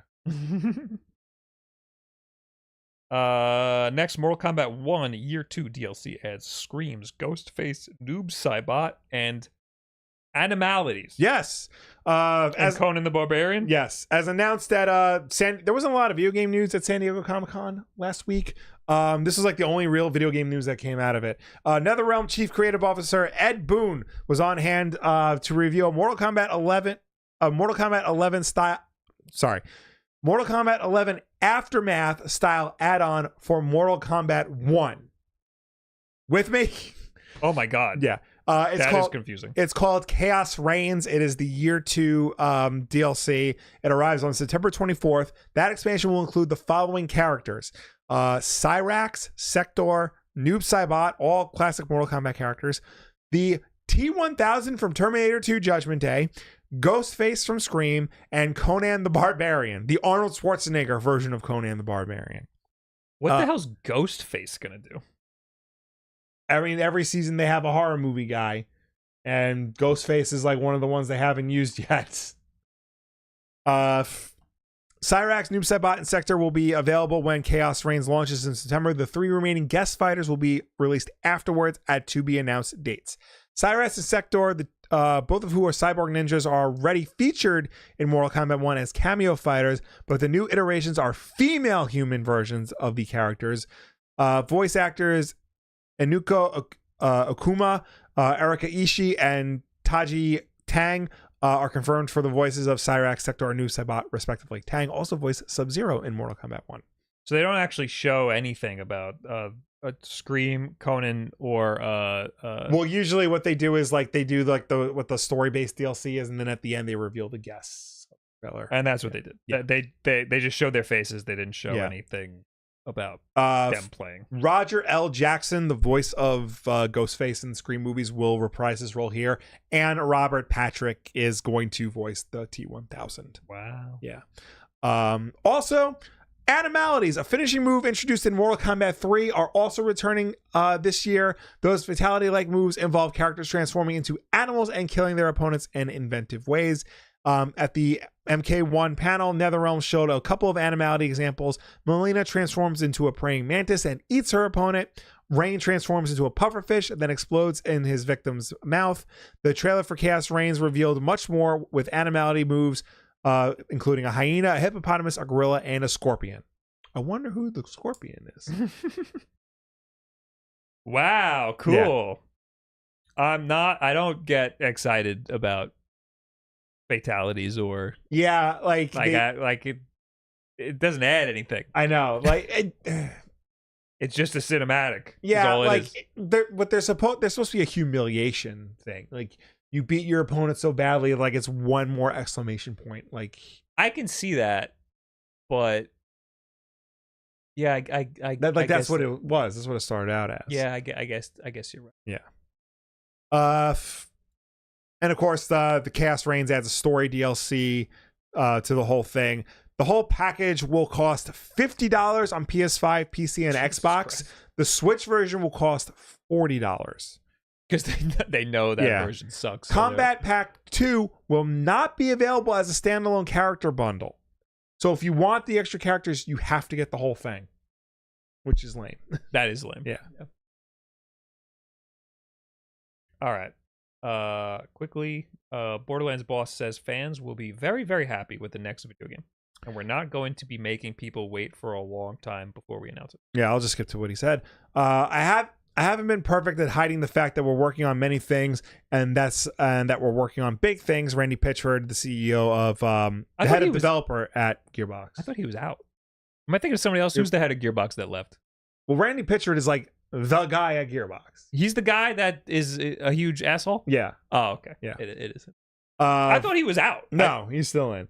I am confident that our fans are going to be very, very happy with the next video game project when we are ready to announce it. And I will tell you that we're not going to be making people wait for a long time before we announce it. Pitchford teased that the announcement about the next Borderlands film could come before the end of the year. We'll see, maybe sooner. He also adds that I have the biggest and best team that I've ever had working on what we know is exactly what our fans want from us. So I'm very, very thrilled. I can't wait to talk about it. I wish I could just gush right now because we've got so much to say. I'd imagine they would announce it around when the movie. Yeah. When is the movie coming out? The trailer was during Deadpool. Yeah. Borderlands movie. I think it's this year. It's this year. Oh, look at that. Well, that's the initial release. August 9th is wide release. All right. Well, then I guess soon we might hear something about a new Borderlands. We'll see. Maybe they'll wait till the home release, when it's on digital or whatnot. I like Borderlands. I liked the first one. Second one was all right. And then I stopped playing because I started to not like Randy Pitchford. I do not like Borderlands. I like the idea of looter shooters. I've been playing. I was playing. What's the game? It's like Destiny, but with waifus. What the hell is the name of the game? First Descendant. It's a free to play Destiny style game, but it's third person. It's basically just exactly Destiny. Right, yeah. It's pretty good. Right. It's free, so whatever. You can play it on your little handhelds. Nice. Anyway, this is the last thing. This is the last thing. And this is pertinent. Yeah. Olympics doing some fucked shit. Yeah. The International Olympic Committee walked away from its partnership with Nintendo and Sega for the long-running Mario and Sonic at the Olympic Games series in order to explore deals with new partners, NFTs, and esports. As the real-life Olympics get underway in Paris, there's been discussion online of there being no Mario and Sonic tie-in for this summer's Olympic Games. For the first time in almost 2 decades. Think about that. Speaking with Eurogamer, a veteran behind the series has now said that the decision to end the popular Mario and Sonic franchise rests with the IOC. which chose not to renew its licensing deal with Nintendo and Sega and allowed it to lapse in 2020. They wanted to look at other partners and NFTs and esports. Lee Cocker, who worked on almost every entry in the series, told Eurogamer. Basically, the IOC wanted to bring it back to themselves internally and look at other partners so that they could get more money. Cocker previously worked at ISM Limited, a sports marketing and digital media firm responsible for managing Olympic game licenses in the world of video games. Over the past 20 years, 6 Mario and Sonic Olympic Games have been launched beginning in 2007. I did not know that. Subsequent entries tied into London 2012, Rio 2016, and Tokyo 2020. It also had Winter Olympic versions in Vancouver in 2010 and Sochi in 2014. The Mario and Sonic series has been hugely successful, although later entries suffered somewhat from the same sports reoccurring. With Nintendo and Sega's mascots ditched, the IOC has gone elsewhere. It's not been well promoted, but this year's Paris 2024 games do have an official video game tie-in. Olympics Go Paris 2024 is a free-to-play, smartphone-focused effort from San Francisco and Seoul-based company Enway, which previously developed several Power Rangers games. There's a PC version of Olympics Go 2 released via the Epic Game Store. Those screenshots show the same touch controls and basic visuals of its smartphone version. You compete in 12 Olympic sports such as archery, gymnastics, 100-meter athletics, swimming, and golf. Oh, and there's NFTs too. Join the excitement of the Olympic Games Paris 2024 with Enway's official licensed commemorative Paris 2024 NFT digital pin. Yeah. So maybe it's good that Mario and Sonic lost out this year. It sounds like they're going in a bad direction. So last week we talked about how they're considering some esports, some games for Olympic esports. Yeah. And it said what, 2025 or 2026? Next year. Yeah, and that's confusing because the Olympics are right now. Yeah. So what does that mean? This is going to be a separate Olympic event? It's a separate Olympic event. Yeah. Okay, that is just for esports. Yes. And it's backed by Saudi Arabia, apparently? It's being hosted in Saudi Arabia. So that probably means they are funding it. When I heard this, I immediately thought that Saudi Arabia was doing some weird shit. No, it's part of the Olympics. And Saudi Arabia is going through this whole they call it sports washing, where they just funnel a lot of money into getting sports over there to hide all their human rights violations that they do. And because they just have an insane amount of money. Yeah. And I mean, it's working. But that's what I thought. Maybe they were behind the NFT stuff. I'm sure I don't know if that has anything to do with this. No, it just, instead of doing a traditional video game, which apparently this is the first time since the 90s there's been no console Olympics game at all, not even just the Mario and Sonic games. Instead of doing that, the Olympics themselves are hopping on the NFT trend 2 years after everybody stopped giving a shit about NFTs. I wonder if that could be an old momentum thing, they were doing it already and they just couldn't stop.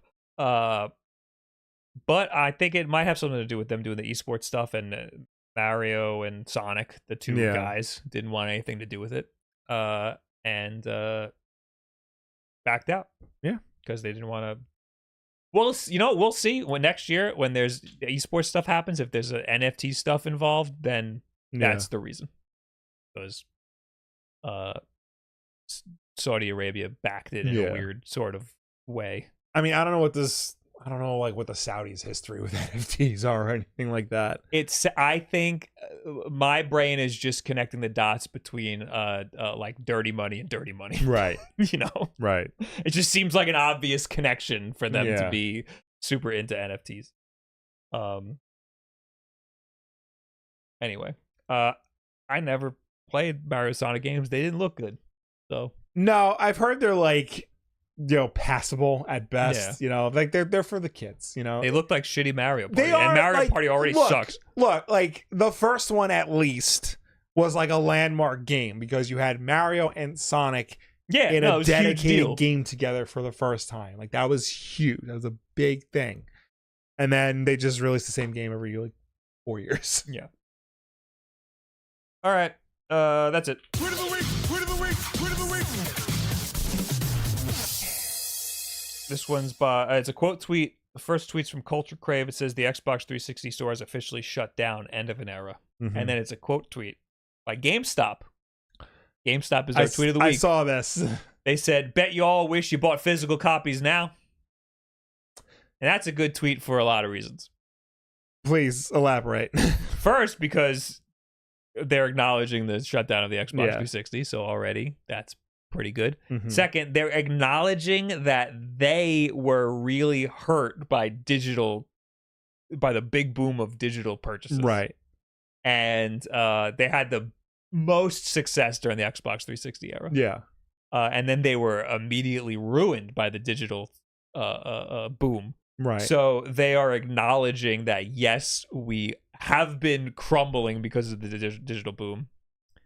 And they're throwing it in people's faces.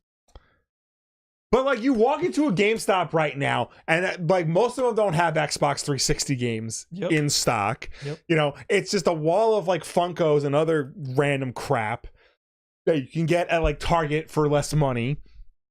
You know, they're like the shittiest store that should have gone out of business years ago. George McFarlane just dropped this in the chat. Yes, it's a quote tweet. Thank you. Yeah, let me go to my local GameStop and grab some physical games, and it's all Funkos. Yeah, like this company is like hanging on solely from meme stocks, and like that can't be sustainable. They killed themselves. Yes, I don't want to make it seem like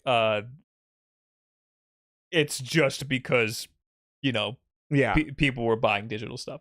They could have reformed in a way that fixed things. Like, customers hate GameStop, employees hate GameStop. Yep. You know, video game publishers hate GameStop, video game journalists hate GameStop. Like, nobody likes that store, and they're just still around like cockroaches. There's a lot of reasons to hate GameStop. Yeah. I thought this was a funny acknowledgement of their downfall. You know, if it was any other store, maybe. One of their biggest issues was just having so many stores.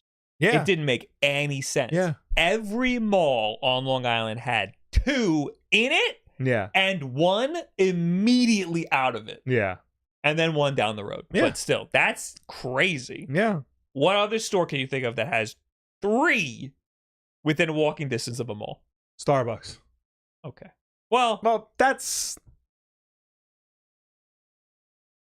Yeah. Yeah. Yeah, I have to think for a second. No. Usually just 1, though, in a mall. There's 1 in the mall, but like, you know... There's 1 on every corner. Yeah. You'll go down the block. If you missed it in the mall, you just go 2 feet and like, there it is. Oh, thank God. Yeah. I like GameStop, says Wood. No, you don't, man. No, you don't. You like GameStop because you did a video that did really good, where you bought every friggin' game in the whole damn store, and you got everyone fired who was part of the thing. That's why GameStop sucks. They fired all those people that were in your video. I had a good time at the GameStop that I worked at, but the company was really hard to work with, and they were pushing a lot of dumb shit that they didn't need to push. I can understand why customers don't like it. And my store didn't need to exist because it was the one outside of the mall that already had 2 there. All right.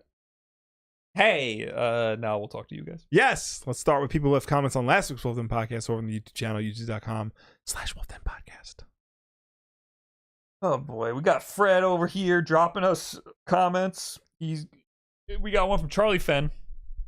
14 days early for Life is Strange. This we were talking about paying for games early. Yes. 14 days early for Life is Strange. Okay, now that must be a record outside of beta. I'm surprised that isn't getting more attention for us. That's because nobody cares about Life is Strange right now. For a story-based game that will come back to bite them, as people may as well watch people play it and just not buy it at that point. Yeah, I'd imagine that's publisher mandate pressure. Yeah, and the publisher's going to learn the wrong lesson from that. The publisher's going to be like, "Oh, I guess people don't care about Life is Strange." Yeah. Matt says, these days, it's not even worth it to play on day one. Games still come out buggy with missing content or without proper online support. Waiting for the inevitable day 2 patch seems to be the more reasonable thing to do. I still can't understand why people rush so much to be the first to play a broken game and get a worse experience. Yeah, he's right. I mean, that's the thing. Usually it's a day 1 patch. Yeah. Because the game has to be shippable. Yeah. Like, I've been advocating for, like, waiting to play your games for, like, a long time now. Star Wars Outlaws is coming very soon. Everyone's, like, previewing it. It looks interesting. I want to play it. I am not playing it in the year of our Lord 2024. I will wait. Yeah. Well, it comes out soon. You might be. You're probably going to get it with the Target Black Friday deal or the pre-Black Friday deal where they do the buy 2 get 1 free. Yeah. But yeah, it'll be, like, half the price. Yeah. I think we've had issues with the day 1 patch situation for a long time. How games release in a broken state and then they get patched. It's going to get worse if these games are releasing have paid releases earlier. Yeah. It's going to be the patches are just going to get worse. You know, they'll still consider day 1 to be, you know, the release date for the masses, and that's when the patch that comes out that fixes everything. Beat 'em Up says, I played Outlaws. You'll be okay to wait. Fun. Are you allowed to say that right now? You know what? People are releasing their reviews right now of the gameplay, so I think he's safe. Doomy says, Renaissance fair that I have been to did not require dress up. All the dads were not dressed up with the kids, and the soccer moms were flinging their dressed up kids, oh my god, around. Just carry cash. I spent all day without eating because all I use is card. That definitely seems like a place that wouldn't accept credit card. I'd bring gold. Yeah. No, I did hear, I think I looked at the comments and people were talking about how, or maybe people came in my chat and they were talking about how, there's like themed days. All right. And we like figured it out. Trying to explain how Ren fairs work. Well, yeah, because our big issue was that they had like a future. Yeah, the future day. No, time traveler day. That was it. Yeah. And we were like, what the? Mako Fox says, I used to be right there with Bob. I used to love Game Pass, and it was the whole reason I got an Xbox. But dadgum? You never heard that expression before? No. Dadgum? Doggone it? Along those lines. I've never heard dadgum. We used to watch Looney Tunes cartoons. They would say that all the time. Doggone it? Yeah. I've heard that. Not dadgum. I need to hear somebody say it with an accent or something. All this news about them is sad to hear because they were doing so good. I know. I'm very disappointed in that and where the industry's going. Yeah. I could just be old, though. Yeah. I think kids these days aren't playing games in the same way that No, kids these days are playing like their one game, the Fortnites, the Roblox, their Minecrafts and whatnot, and that's all they're playing. They're not playing a wide variety of games. Somebody asked me for a PC recommendation for their kid because they want to get into PC gaming, and I was like, what do they want to play? And they're like, Fortnite. And I was like, literally, you can get anything for that. Yeah. But it's because they watch streamers who are playing on like $5,000 PCs. Yeah. Yeah, no, like that's how gaming is now. Like that's why every company is trying to like create the next forever game. But like nobody wants to play it because they already have their forever game. Trey says Rocket League would make for a great Olympic esport. I think that was one of the games that was like passed around as like what would be an esport. It was. Yeah. Esports still have an issue with spectating. Like some games are just confusing when you're spectating. Yeah, I think Rocket League is easy to understand. It's easier. Yeah. You know, I still think fighting games are the best in terms of like it's the easiest because you get one perspective and that's all you need. Yeah. There's a little nuance to like what's going on screen. Like Smash Brothers, somebody who's never played Smash Brothers before, have a hard time. If you've never played Street Fighter before, you can kind of figure it out. Yeah. It might get boring seeing the same match over and over again. Yeah.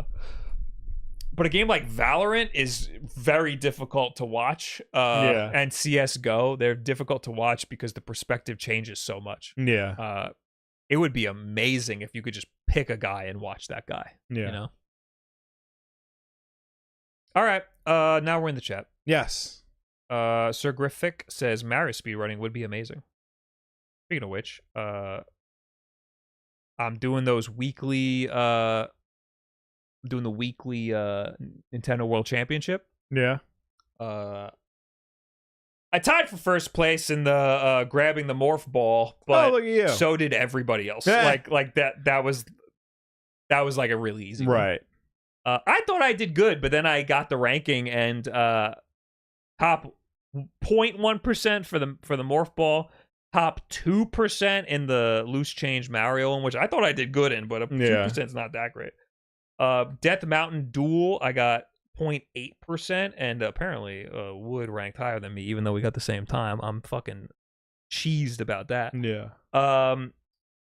Barrel Roll, which is just the first level of Donkey Kong. Top 4%. I thought I did that really good. 4% is not that good. And then the last one was Overcome the Underworld. It was a part of Kid Icarus. Kid Icarus is a bad game. That was, I got top 4%, which still isn't that good. But on top of all of that, I want to show. So I thought I did good in the barrel roll, which was get the first level in Donkey Kong. Yeah. I thought I like crushed it. And then you get to see what the world record time is. And have you seen this? Check this out. No. This is what the world record guy did. So he's grabbing the ladder, and now there's no ladder here. Oh, wait. Yes, there is. He just glitches up. Oh, wow. That's crazy. That is crazy. That's got to be patched out soon. So supposedly they're able to like vet that stuff and like delete the runs, but no one's paying attention. Yeah. But it's been fun. And this week, I think one of the challenges is just beat the first Super Mario Brothers. Mm-hmm. So I'll be running that this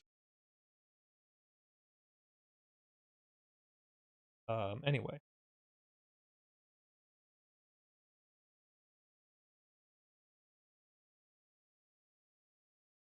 Which is insane since Mario covered every other glitch in the game. Like, patched it out. Mm-hmm. I mean, there's going to be glitches.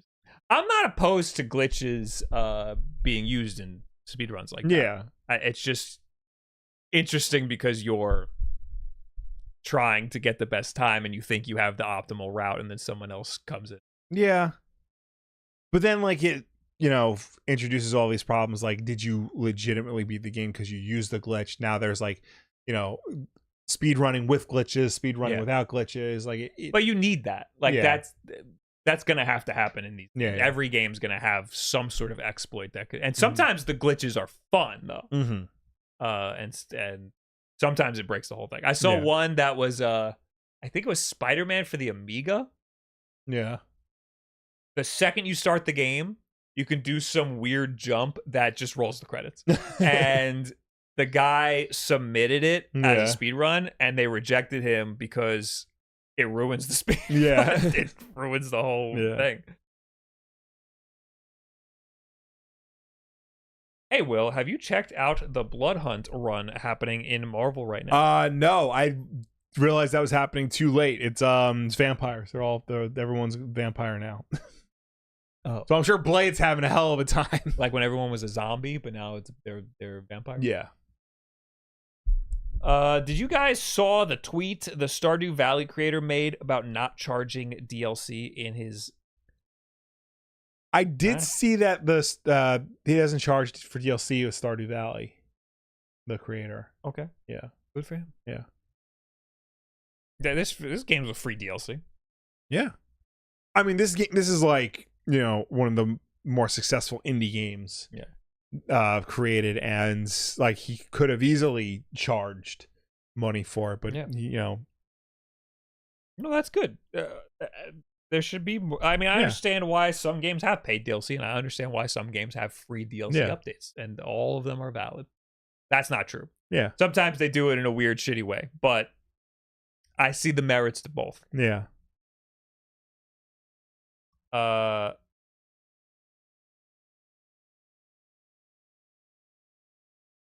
Bob Toe Matter says Dadgum.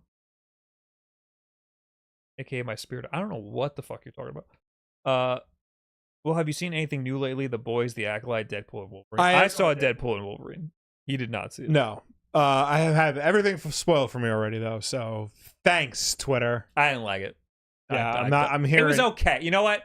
I shouldn't say I didn't like it.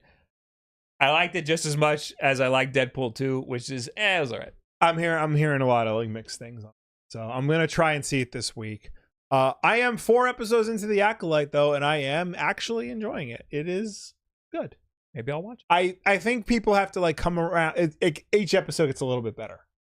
I think people have to come around to the fact that, you know, we live in a world where not every Star Wars is going to be the greatest thing you've ever seen in your life anymore. Sometimes it's just, hey, it's, you know, this is good. This is a good Star Wars. I want smaller scale stories. Yeah, and like every fucking superhero thing that I see is like the universe is ending. Yeah, and it gets bigger and crazier every time, and it's just like I just want a small conflict. Yeah, like that's one of the reasons why I hated Ant-Man and the Wasp, because the Quantumania, because like the Ant-Man movies, say what you will about them, but they were small scale stories about a dumb character doing like fun things. They were like palate cleansers for like the apocalyptic Avengers stories. But then you just shove him into an apocalyptic Avengers story and it just ruins the appeal of those movies. You know? Yeah. Friendly neighborhood Spider-Man means he does things in his neighborhood, not try to save the world every movie. The universe and the timeline and all that shit. Like, I don't need that. Man, fuck you both. That movie was hilarious, and we finally got the Wolverine we deserve. All right. I have not seen the movie yet, so I shouldn't comment on this, but I'm going to say it. Just because he's in a comic book accurate costume does not mean he's the character you deserve. It also, towards the end, looks bad. And I'll spoil this, there's some CGI shots where Wolverine is entirely CGI. Yeah. Hugh Jackman, the man, is CGI'd into the scene and looks horrible. Yeah.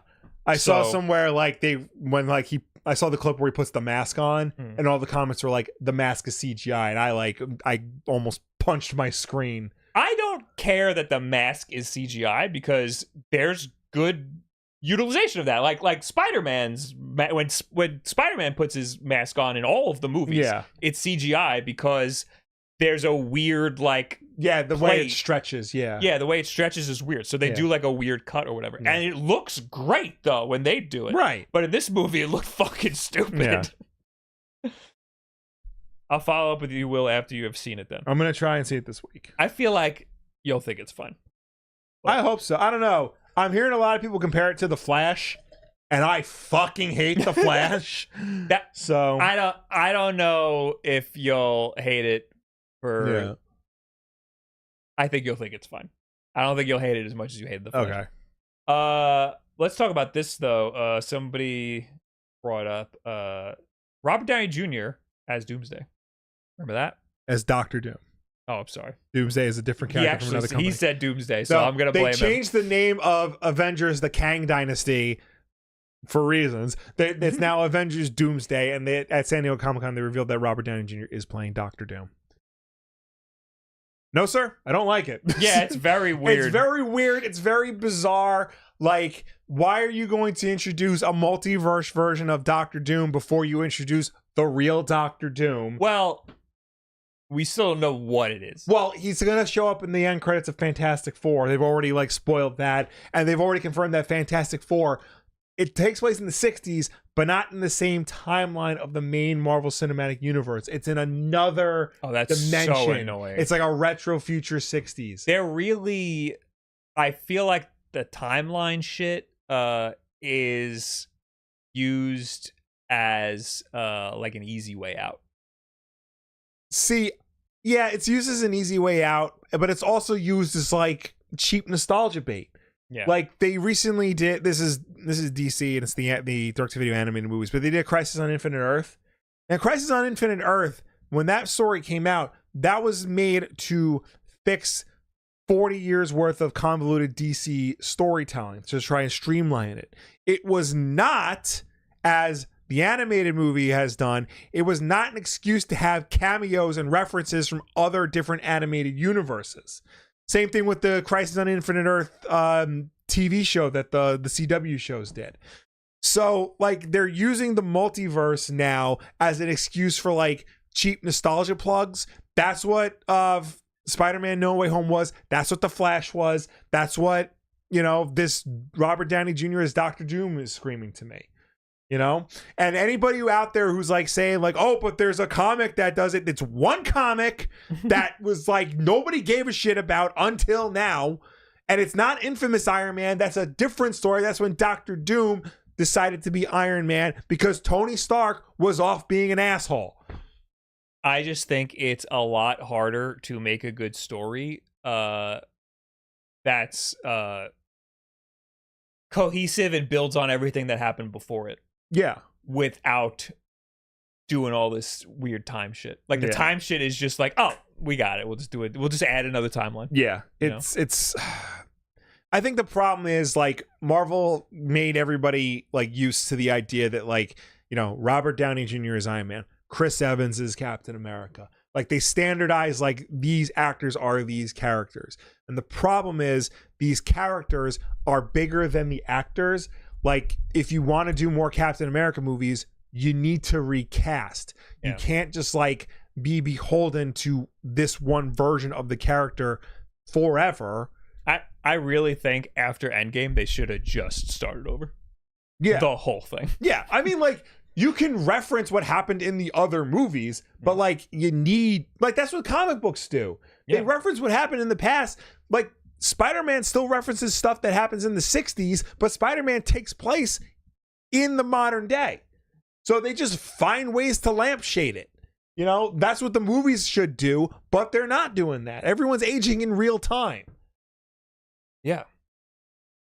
I think it's a bad idea to have Robert Downey Jr.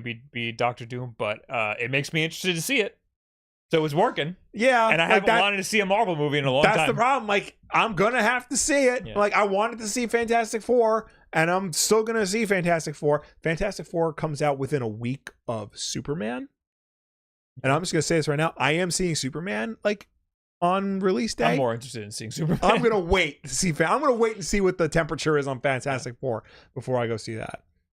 I wouldn't really mind too much if Robert Downey Jr. was just Dr. Doom and they had nothing to do with Tony Stark at all. And another problem too, like one of the like my only criticism about Robert Downey Jr.'s Iron Man was that they found every excuse they could to just have him take his mask off. Because I get it. You're paying a lot of fucking money for Robert Downey Jr.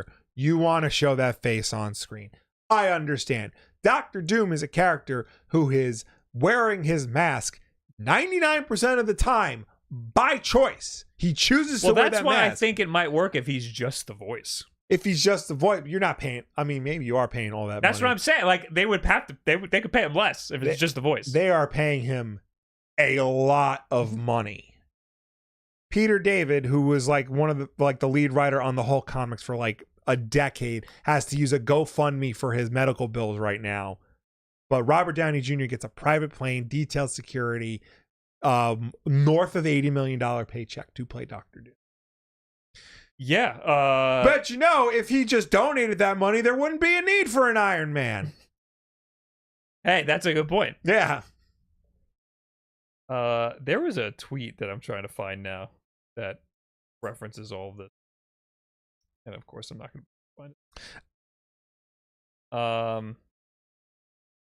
I can't wait for the new Captain America movie. I have to watch the show, don't I? Yeah, the show helped. The show's okay. The show, I like the show. The trailer looks really good for the new Captain America. I do want to. This is the first Marvel movie that I'm like, wow, I want to see this. Apparently, like that movie cost like $300 million, and they had to reshoot it a bunch of times. So I don't know if that's a good sign. Well, the trailer came up before Deadpool, and Hannah goes, "Wait, that's not Captain America." Yeah, and I was like, "Oh, you got to watch a lot of movies." Yeah. And she goes, "What was the last Captain America movie that I saw?" Yeah, and I said, "The first half of the first one. You fell asleep." Yeah. My wife likes Captain America. She mostly just likes Bucky. So I know the whole movie she's be like, "Where's Bucky? Honey, he's in Thunderbolts." I can't wait for Thunderbolts. I told Hannah to just watch Infinity War and Endgame. Right. Just watch those two, and it'll be fun. Yeah. Everything will be fun. Yeah. I guess, yeah. You'll figure it out. I watched the last episode of Breaking Bad, and I feel like I got everything. Tow Matter is a character from the movie Cars. Oh, Mater. Tow Mater. Yeah, Larry the Cable Guy. Larry the Cable Guy. Okay. And he says dadgum. He says it in a Larry the Cable Guy accent. Yes. So maybe that makes sense. Yeah. I put Captain America on when I want to take a nap. Well, that's what Hannah does, apparently. Yeah. What's a movie that is considered critically bad, but you still enjoyed? Oh. There's a lot of them. Yeah. Transformers 1, the first Michael Bay Transformers movie. I enjoy that one. What about the 80s movie? That too. Was that critically good or no? That is not critically good. I loved that movie. I saw it in a theater. Yeah. And I was like, that fucking ruled. And all my friends were like, you're stupid. I mean, everyone has that movie that like, or several movies that like don't get good reviews, or and like you just like for some reason like clicks with you. All right. It's been long enough. All right.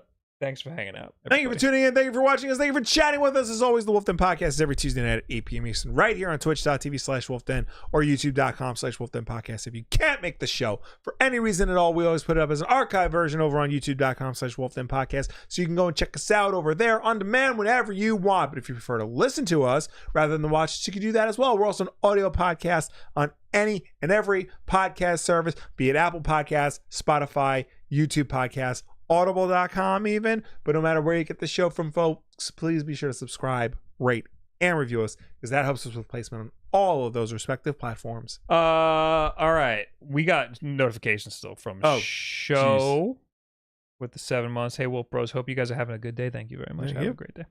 Riley, 23 months. Yo, Wolf Bros. How's your Tuesday?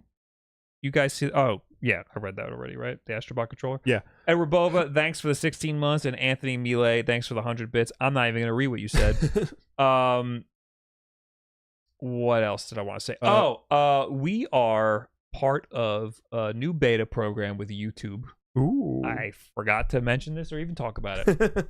Where during the streams, we can have like a super chat goal. Okay. Or a member's goal. Okay. What should we do with that? Like, what do you mean? Like, if we hit a certain amount of like donations? Yeah, we do a backflip or something. So the only reason why I want to do it is because YouTube is testing the feature, and we are helping them test the feature. Okay. So they'll like check in and see how things are going. So I guess I'm just asking everybody, come up with an idea. Yeah. Next week we'll reconvene and maybe we'll do something. Yeah. You know, have like a super chat goal. Yes. And no, I can't do a backflip. Do a backflip. I'll sub right now. No. Thanks for being here. We're gonna raid AJ. He's playing Smash. See you later. Bye. Bye. Whoops. Ah.